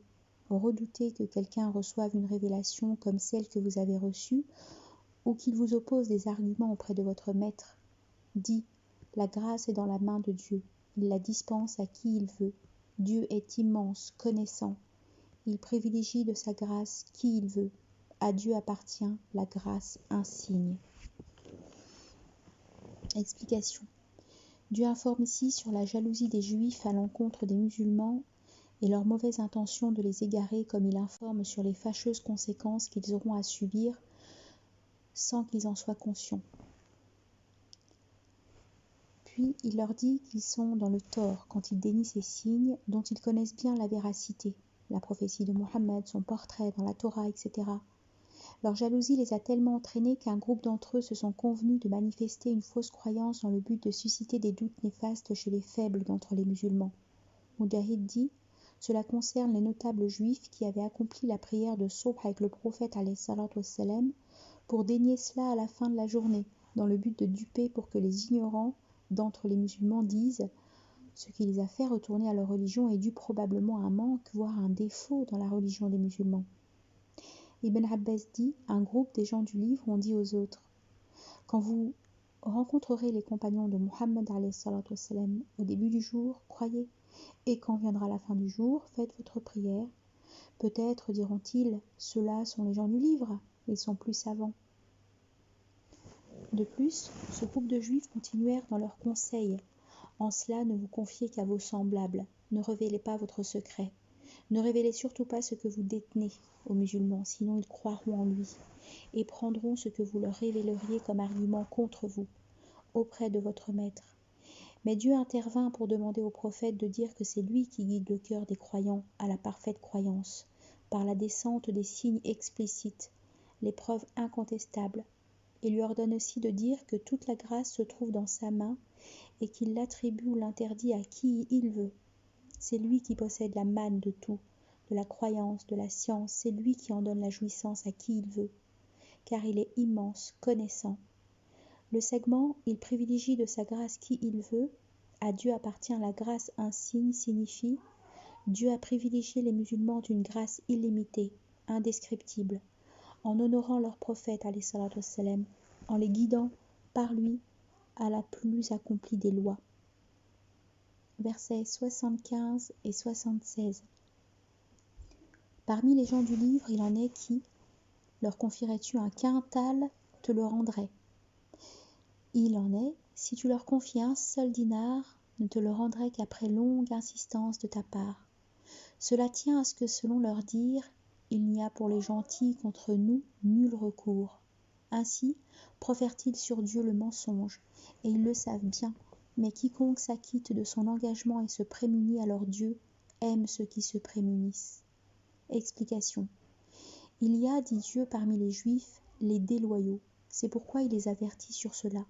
Il en existe parmi eux qui rendent bien le dépôt qu'on leur confie, et il y en a qui ne rendraient même pas le plus petit dépôt fût-il 1 dinar. S'ils se comportent ainsi, c'est parce qu'ils se disent qu'il n'y a rien dans leur religion qui les en empêche. Mais cela n'est pas vrai, car Dieu ne leur a rien permis de cela. Ils mentent sur Dieu. Saïd ben Jubayr dit, quand les gens du livre dirent « Il n'y a pour les gentils contre nous aucun recours », le prophète alayhi salatu wassalam répondit Les ennemis de Dieu mentent. Il n'y a aucune chose de l'ignorance qui ne soit sous mes pieds-ci, sauf le dépôt, dont on s'acquitte aux bienfaisants comme aux malfaisants. Le verset « Mais quiconque s'acquitte de son engagement et se prémunit, alors Dieu aime ceux qui se prémunissent » parle des gens du livre. Celui qui reste fidèle à son engagement, qui se prémunit contre les interdits de Dieu et suit ses prescriptions, sa loi descendue sur le sceau des envoyés, celui-là saura bien que Dieu aime ceux qui se prémunissent. Verset 77. Ceux qui vendent à vil prix leur pacte avec Dieu et leur serment, ceux-là n'auront nulle part dans la vie dernière. Dieu ne leur parlera pas, ni ne les regardera au jour de la résurrection, ni ne les purifiera. Ils subiront un douloureux châtiment. Explication. Ce verset concerne ceux qui ont changé contre un prix insignifiant le pacte qu'ils avaient contracté avec Dieu. Ils avaient promis de suivre le prophète alayhi salatu wassalam, de citer son portrait et d'appuyer sa cause. Ceux-là ne gagneront rien dans la vie dernière. Dieu ne leur sera favorable d'aucune miséricorde, non plus qu'il ne les purifiera de leurs péchés et de leurs sacrilèges. Ils seront jetés dans le feu pour un douloureux châtiment. Le prophète alayhi salatu wassalam, rapporte-t-on, a dit « Il y a 3 personnes à qui Dieu ne parlera pas et qu'il ne regardera pas au jour de la résurrection. Ce sont l'homme qui jure mensongèrement avoir eu un prix plus élevé pour sa marchandise, l'homme qui prête un faux serment après le asr dans le but de s'emparer d'un bien d'un musulman et enfin l'homme qui refuse l'eau en surplus. Dieu lui dira le jour de la résurrection « Aujourd'hui, je te refuse ma grâce comme tu avais refusé le surplus de ce que tes mains n'avaient même pas fait. »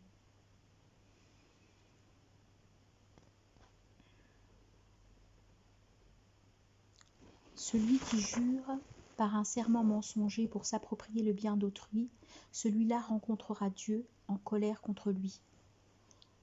En prouve la parole suivante, ceux qui vendent à vil prix leur pacte avec Dieu et leur serment, ceux-là n'auront nulle part dans la vie dernière, a-t-il ensuite récité. Celui qui s'approprie le bien d'un musulman sans droit rencontrera Dieu en colère contre lui. Pour Dieu, il y a 3 humains à qui il ne parlera pas, qu'il ne regardera pas au jour de la résurrection, ni ne purifiera. Ce sont celui qui renie ses pères et mères par désir d'autre chose, celui qui renie son enfant, et celui à qui des gens donnent une générosité, puis qu'il ne les reconnaît pas et renie. Verset 78. Il est parmi eux un parti qui se tord la langue sur l'écriture pour vous croire que c'est de l'écriture, alors que ce n'en est pas, et qui disent que cela vient de Dieu, alors que cela ne vient pas de lui. Ils profèrent ainsi sur Dieu le mensonge, et ils le savent bien. Explication. Il y a, informe Dieu parmi les Juifs, un parti qui déforme l'écriture, la falsifie, pour faire croire aux ignorants que cela provient du livre de Dieu. Mais cela est faux, cela mente consciemment sur Dieu. Versets 79 et verset 80. Aucun humain n'a droit d'aller, ayant reçu de Dieu l'écriture, la norme, la prophétie, dire aux autres « Soyez pour moi en dehors de Dieu des adorateurs ».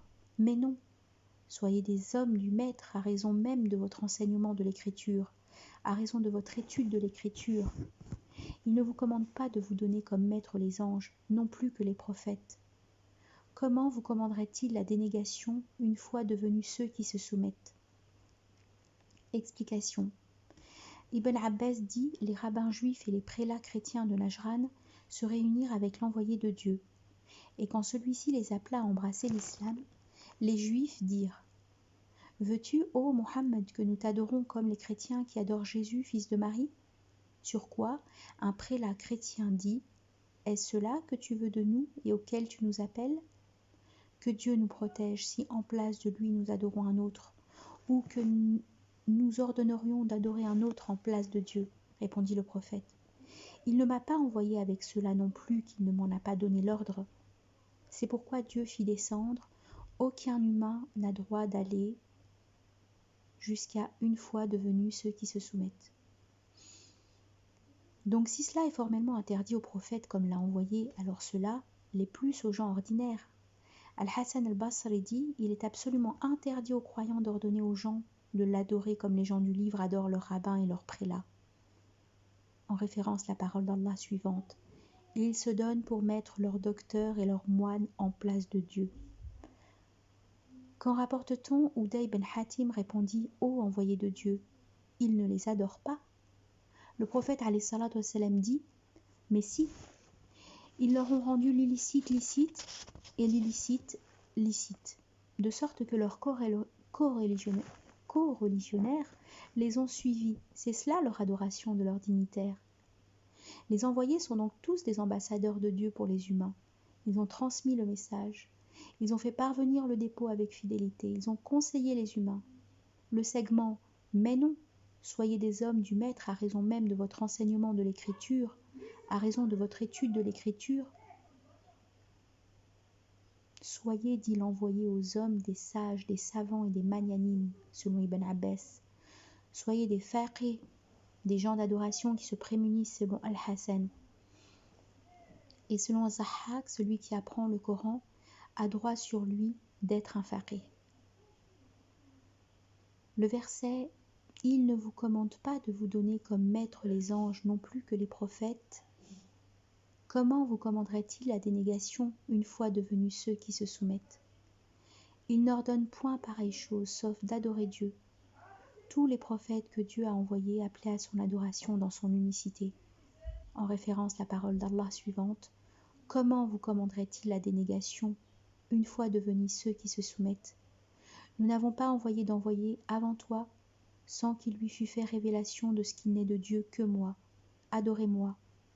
Questionne ceux qu'avant toi nous envoyâmes au titre d'envoyés. Avons-nous donné hors le tout miséricorde des dieux à adorer? Versets 81 et 82. Lors Dieu reçut l'engagement des prophètes, si grand soit-il ce que je vous ai conféré de l'écriture et de la sagesse, un envoyé viendra à vous pour avérer ce que vous avez reçu. Croyez en lui et portez-lui assistance. Y consentez-vous, ajouta-t-il. Portez-vous pour cela mon fait? Ils dirent, nous y consentons. Il dit, alors témoignez, je serai avec vous d'entre les témoins. Quiconque après cela se dérobe, ce sont eux les scélérats. Explication. Dieu, informe-t-il, a reçu l'engagement de chaque prophète depuis Adam jusqu'à Jésus. Chacun avait reçu un écrit, une sagesse, une gloire, et cela ne l'empêchait guère de suivre le prophète qui venait après lui. Parce qu'ils en ont tous pris l'engagement de croire au prophète qui suit, de le soutenir. En référence à la parole suivante, lors Dieu reçut l'engagement des prophètes, si grand soit-il, ce que je vous ai conféré de l'écriture et de la sagesse, un envoyé viendra à vous pour avérer ce que vous avez reçu, croyez en lui et portez-lui assistance. Y consentez-vous, ajouta-t-il, portez-vous pour cela mon fait. Le terme mon fait signifie mon pacte, FAX, selon Ibn Abbas et Mujahid. Mon solide et avéré engagement, selon Ibn Ishaq. Ali ibn Abu Talib et Ibn Abbas disent Dieu n'envoyait chacun des prophètes qu'après avoir pris de l'engagement de croire s'il serait en vie et de soutenir Mohammed quand celui-ci sera envoyé. Dieu ordonnait aux prophètes envoyés de prendre de ses co-religionnaires le même engagement. Le prophète rapporte-t-on a dit n'interrogez les gens du livre sur aucune chose. Ils ne vous guideront pas puisqu'ils se sont égarés. Sinon, vous donnez véracité à un faux ou vous démentez une vérité. Et puis, par Dieu, si Moïse était vivant parmi vous, il ne lui serait licite que de me suivre. Si Moïse et Jésus étaient vivants, il ne leur serait possible que de me suivre. Muhammad c'est donc le sceau des prophètes, le dernier des envoyés, et cela jusqu'au jour de la religion. C'est lui l'imam rassembleur qui doit être obéi. À Jérusalem, dans la nuit du trajet nocturne, il a dirigé la prière devant tous les prophètes, et c'est lui qui intercédera auprès de Dieu lors du rassemblement. Versets 83, 84 et 85. Désirerait-il une religion autre que celle de Dieu, alors qu'à lui se soumettent tous les habitants des cieux et de la terre, bon gré mal gré, et que vers lui il sera fait retour d'eux? Dis, nous croyons en Dieu, et en ce qui est descendu sur nous, et en ce qui est descendu sur Abraham, Ismaël, Isaac, Jacob, les lignages, en ce que vint à Moïse, à Jésus, aux prophètes de la part de leur maître. Parmi eux, nous n'en distinguons pas un seul. En tant qu'à lui, nous nous soumettons. Qui soupire après une religion autre que l'islam, cela de lui ne sera point accepté, et dans la vie dernière, il sera parmi les perdants. Explication. Dieu ne reconnaît pas ceux qui prennent une religion autre que celle qu'il a fait descendre sur ses prophètes, celle de n'adorer que lui, sans aucune forme d'associance. C'est à lui que se sont soumis volontairement et par contrainte tous les créés des cieux et de la terre, en référence à sa parole. Vers Dieu se prosterne tout ce qui est aux cieux et sur la terre, de l'animal aux anges, qui ne manifestent pas le moindre animal, ils redoutent leur maître par-dessus eux, et font ce qu'il leur est ordonné.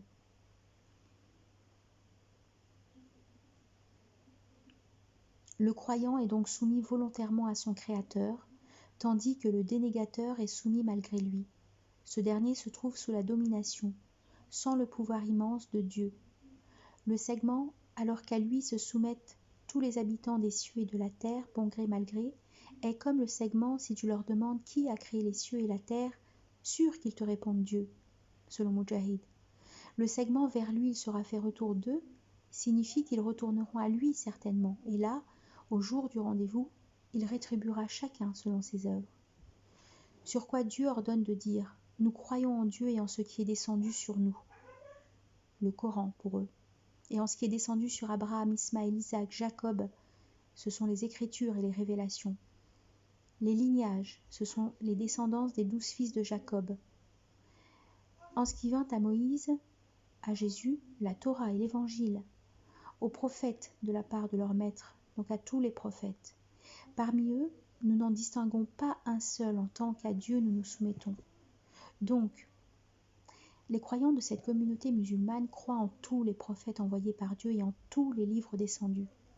Le verset « Qui soupire après une religion autre que l'islam, cela de lui ne sera point accepté, et dans la vie dernière il sera parmi les perdants » signifie que quiconque suit un chemin autre que celui montré par Dieu, cela de lui ne sera pas accepté, et dans la vie dernière il sera parmi les perdants.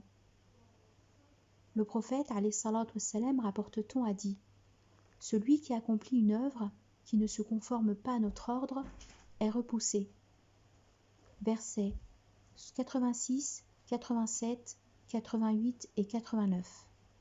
Comment Dieu mettrait-il dans la voie de la guidance un peuple qui dénie après avoir cru et avoir témoigné, que l'envoyé véridique après que leur furent venus les preuves? Dieu ne guide pas un peuple d'iniquité. Ceux-là auront pour rétribution de porter la malédiction de Dieu, des anges et des hommes unanimes. Ceux-là y seront éternels, point ne s'allégera sur eux le châtiment, de sursis n'auront point, exception faite de ceux qui se seront repentis par la suite, se seront réformés. Dieu est tout pardon, miséricordieux. Explication. Ibn Abbas dit « Ansarit apostasia au profit de l'associance. » Mais après, il regretta son geste et envoya à ses proches de demander au prophète alayhi salatu wassalam s'il y avait un possible repentir. Sur quoi Dieu fit descendre « Comment Dieu mettrait-il dans la voie jusqu'à Dieu est tout pardon miséricordieux ?» Ses proches l'en informèrent, et il se reconvertit. Le segment « Ceux-là y seront éternels » signifie que ceux-là seront éternels dans la malédiction. Versets 90 et 91. Ceux qui deviennent dénégateurs après avoir cru, et desquels, au surplus, s'aggrave le déni. Leur repentir ne sera pas agréé, et ce sont eux les égarés. Les dénégateurs, et qui mourront en dénégateurs, de nul d'entre eux ne sera accepté le poids de la terre en or, s'ils l'offraient pour rançon. À cela revient un châtiment douloureux, et ils ne trouveront pas de secourant. Le segment, ceux qui deviennent dénégateurs après avoir cru et desquels au surplus s'aggrave le déni, leur repentir ne sera pas agréé, signifie que ne sera pas accepté le repentir de ceux qui dénient après avoir cru et continuent dans la dénégation jusqu'à la mort. En prouve la parole suivante, ce n'est pas se repentir d'une faute que de commettre des choses mauvaises jusqu'à ce que la mort pressent l'un de ses coupables. Le segment « et ce sont eux les égarés » signifie que ce sont eux qui dévient de la voie du vrai à la voie de l'erreur. Ibn Abbas dit « Des gens avaient embrassé l'islam puis apostasié, puis embrassé l'islam puis apostasié, et sur quoi ils avaient envoyé à leurs proches leur demandant d'interroger sur leur cas. Ces derniers étaient à leur raconter cela au prophète alayhi salatu wassalam. Alors Dieu fit descendre ce verset. Ceux qui deviennent dénégateurs après avoir cru et desquels au surplus s'aggrave le déni, leur repentir ne sera pas agréé et ce sont eux les égarés. Le verset 91 est synonyme de la parole d'Allah suivante. Il n'y aura plus valeur d'échange ni surenchère d'amis. Les dénégateurs auraient-ils en entier les trésors de la terre, voire le double, pour se racheter du tourment du jour de la résurrection, que leur rançon ne serait pas acceptée, et qu'ils subiraient un châtiment de douleur. Celui qui meurt dénégateur, aucune de ses actions de bien ne sera acceptée, même s'il dépenserait en tant qu'offrande l'équivalent de tout l'or du monde. Cela ne saura le sauver du châtiment infernal. Interrogé sur le sort d'Abdallah ben Jadden, qui était pourtant un homme connu pour sa générosité et sa serviabilité, le prophète alayhi salatu wassalam a dit « Non, cela ne le servira pas ». Il n'a pas dit « un seul jour de temps ». « Maître, pardonne-moi ma faute au jour du compte ». Le prophète alayhi salatu wassalam, rapporte-t-on, a aussi dit « Le jour de la résurrection, Dieu dit à celui des suppliciés du feu qui subit le supplice le plus léger. Si tu avais ce qu'il y avait sur terre, le donnerais-tu pour te racheter ? Oui, dit-il. Je t'ai pourtant demandé ce qui est plus aisé que cela, lorsque tu étais dans la moelle d'Adam, de ne pas m'associer de divinité. Tu as tout refusé, sauf le fait de m'associer quelque chose. Le segment « et ils ne trouveront pas de secourant » signifie « ceux-là ne trouveront personne pour les sauver ou les protéger du châtiment de Dieu ». Verset 92. Vous n'atteindrez à la vertu qu'en faisant dépense sur ce que vous aimez. Si peu que vous en dépensiez, Dieu en sera connaissant. Explication. La vertu dont il s'agit est le jardin, selon Amru ben Maïmoun. Le prophète alayhi salatu wassalam, rapporte-t-on, avait pour habitude d'entrer dans une terre donnant face à la mosquée pour boire du puits de cette terre qui appartenait à Abu Talha, un ansaride de Médine. Et quand descendit ce verset, Abu Talha alla trouver le prophète alayhi salatu wassalam pour lui dire « Ô envoyé de Dieu, Dieu dit « Vous n'atteindrez à la vertu qu'en faisant dépense sur ce que vous aimez. Et le bien que j'aime le plus est ce puits. Je le donne en aumône pour Dieu. Par elle, j'aspire à sa vertu et sa réserve auprès de Dieu. Place le puits, ô envoyé de Dieu, là où Dieu te le montre. Bravo, cela est un bien gagnant. Cela est un bien gagnant. J'ai bien entendu, et je vois que tu le donnes à tes proches.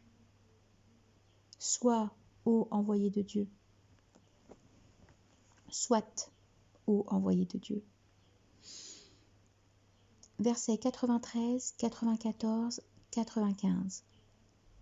Toute nourriture était licite pour les fils d'Israël, sauf ce qu'Israël s'interdit à lui-même, avant que ne descendît la Torah.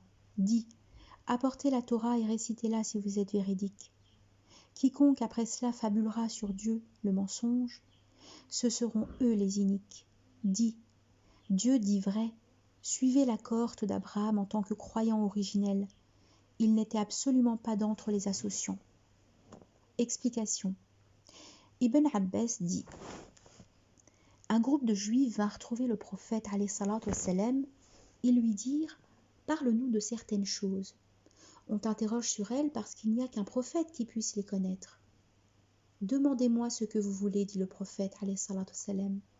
Mais donnez-moi le pacte de Dieu et celui que Jacob prit de ses fils, que si je vous parle d'une chose, et que vous la reconnaissez, vous me suivrez sur la voie de l'islam. Tu as cela, acceptèrent-ils. Et ils lui demandèrent donc de les informer sur 4 choses. Dis-nous quelle fut la nourriture qu'Israël s'était interdit de manger. Deuxième question, comment est le liquide de la femme avec celui de l'homme? Troisième question, comment de ce liquide se conçoivent le mâle et la femelle?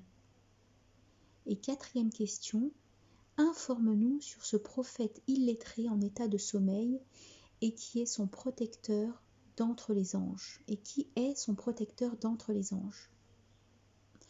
Le prophète, alayhi salatu wassalam, prit de l'engagement que, quand il les informa, il le suivrait. Puis il dit, « Je vous adjure par celui qui a fait descendre la Torah sur Moïse.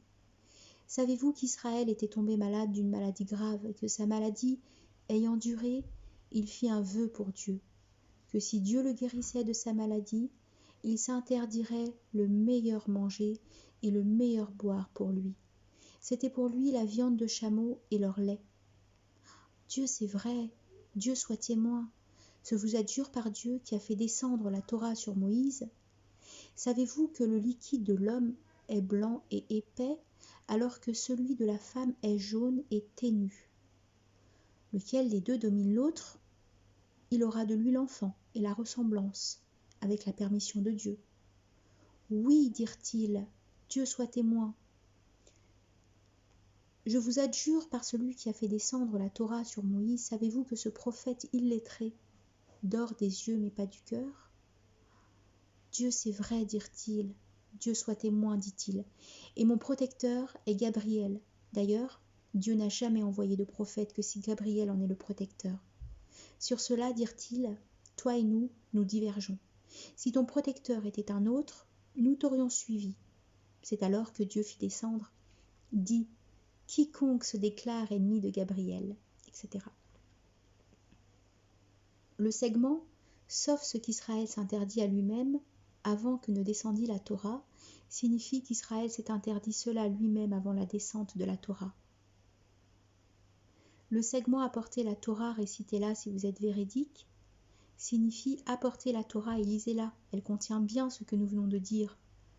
Le verset « Quiconque après cela fabulera sur Dieu le mensonge, ce seront eux les iniques » signifie qu'après toutes ces preuves éclatantes, après cette démonstration de la production de l'abrogation, quiconque ment sur Dieu prétend qu'il leur avait institué le samedi et la Torah pour toujours et qu'il n'enverrait pas de prophète. Ceux-là sont des iniques. Le verset dit « Dieu dit vrai, suivez l'accord d'Abraham en tant que croyant originel. Il n'était absolument pas d'entre les associants. » Signifie Mohammed dit que Dieu est véridique en ce qu'il informe et sur ce qu'il institue dans le Coran, et dit qu'ils doivent suivre la religion d'Abraham instituée dans le Coran par la langue de Mohammed. C'est là le vrai non entaché de doute ou de suspicion. En référence à cette parole d'Allah, dit « Moi, mon maître m'a guidé à la voie de rectitude, en droite religion, dans la cohorte d'Abraham, le croyant originel. Il n'était pas du nombre des associants. Enfin, nous t'avons révélé de suivre la religion d'Abraham en tant que croyant original. Il n'était d'aucune façon un associant. »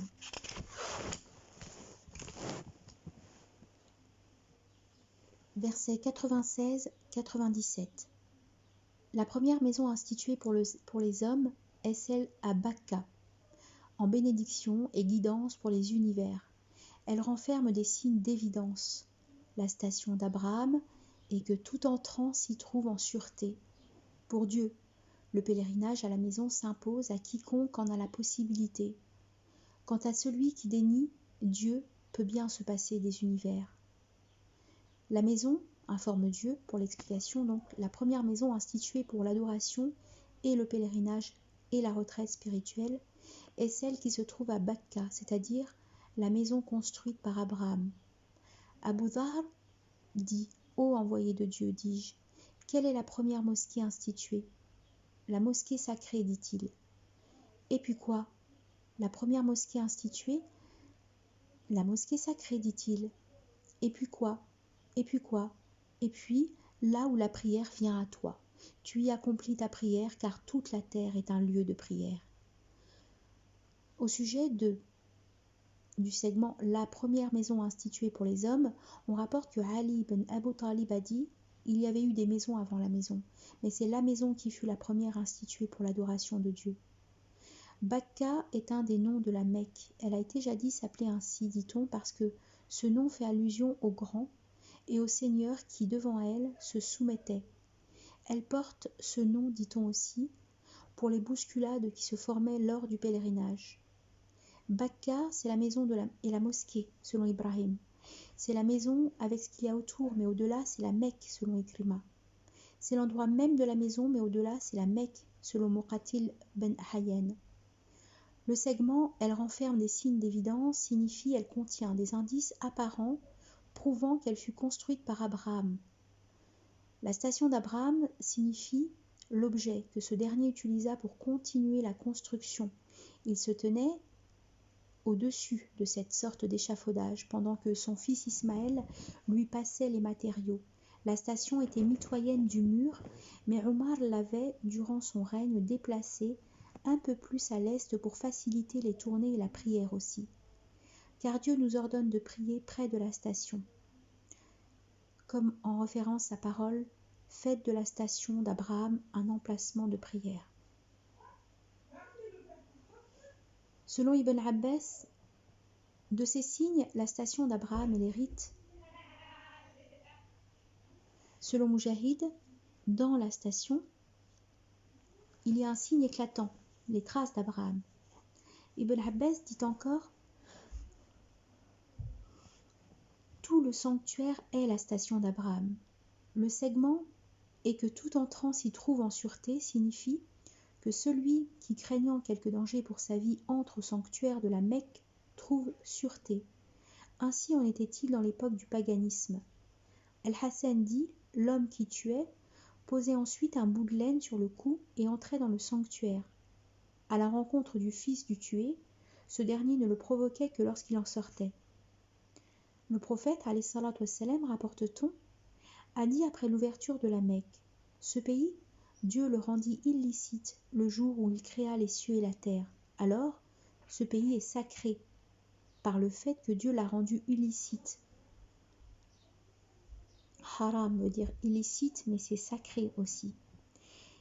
Et cela jusqu'au jour de la résurrection. Il n'est pas licite de prendre une arme dans la Mecque. Par Dieu, tu es la meilleure terre de Dieu. Tu es la terre de Dieu la plus aimée à Dieu. Si on ne m'avait pas expulsé de toi, je ne serais jamais sorti. Le segment, pour Dieu le pèlerinage à la maison s'impose à quiconque en a la possibilité.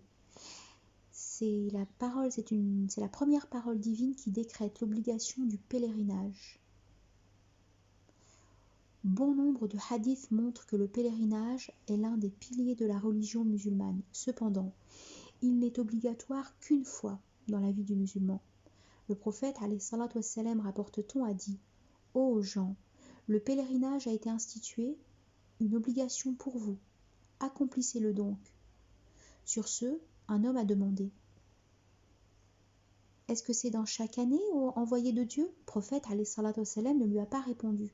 Mais l'homme a dit sa question 3 fois, de sorte que le prophète, alayhi salatu wassalam, a dit « Si je disais oui, le pèlerinage deviendrait obligatoire, et vous n'en serez pas capable. » Puis il a dit « Épargnez-moi tant que je vous épargne. » Ceux qui vous ont devancés ont péri plus tôt à cause de leurs nombreuses demandes et de leur incessante fréquentation de leur prophète. Donc, si je vous ordonne une chose, faites-la selon vos capacités. Et si je vous proscris une autre chose, laissez-la.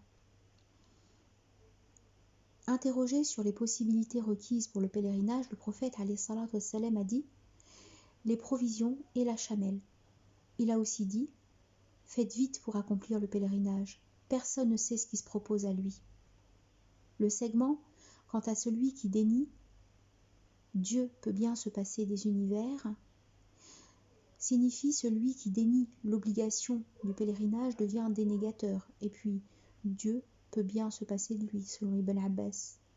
Ikrima dit, après la descente de « Qui soupire après une religion autre que l'islam, cela de lui ne sera point accepté. Les Juifs dirent, nous sommes des soumis. Le prophète alayhi salatu wassalam leur dit alors, Dieu a décrété aux soumis l'obligation du pèlerinage de la maison, pour qui en a la possibilité. Ils dirent, il ne l'a pas décrété pour nous, refusant ainsi de faire le pèlerinage. Alors Dieu dit, quant à celui qui dénie, jusqu'à Dieu peut bien se passer des univers. Le prophète alayhi salatu wassalam, rapporte-t-on, a dit, quiconque a des provisions et une chamelle, et ne fait pas le pèlerinage de la maison de Dieu, celui-là ne lui fait pas le moindre mal, qu'il meure juif ou chrétien, cela parce que Dieu dit, pour Dieu, le pèlerinage à la maison s'impose à quiconque en a la possibilité. Quant à celui qui dénie, Dieu peut bien se passer des univers. Versets 98-99 dit, Gens du livre, pourquoi déniez-vous les signes de Dieu alors que Dieu est témoin de ce que vous faites? Dit, Gens du livre, pourquoi faire obstacle aux croyants sur le chemin de Dieu? Pourquoi le vouloir tortueux? Pourtant, vous êtes des témoins, et Dieu n'est pas inattentif à ce que vous faites. Cela, en guise d'explication, est une admonition de la part de Dieu pour les gens du livre. En dépit de leur connaissance sur la vérité du prophète, alayhi salatu wassalam, ils se sont détournés du vrai. Et c'est pourquoi Dieu leur promet un insupportable rendez-vous, puisqu'il les informe qu'il est témoin de leurs méfaits à l'encontre des prophètes et des révélations. Il n'est pas indifférent, leur dit-il, à ce qu'ils font, ce qui veut dire qu'il les rétribuera pour cela, au jour où progéniture et biens seront inutiles, inefficaces pour l'aide ou le secours.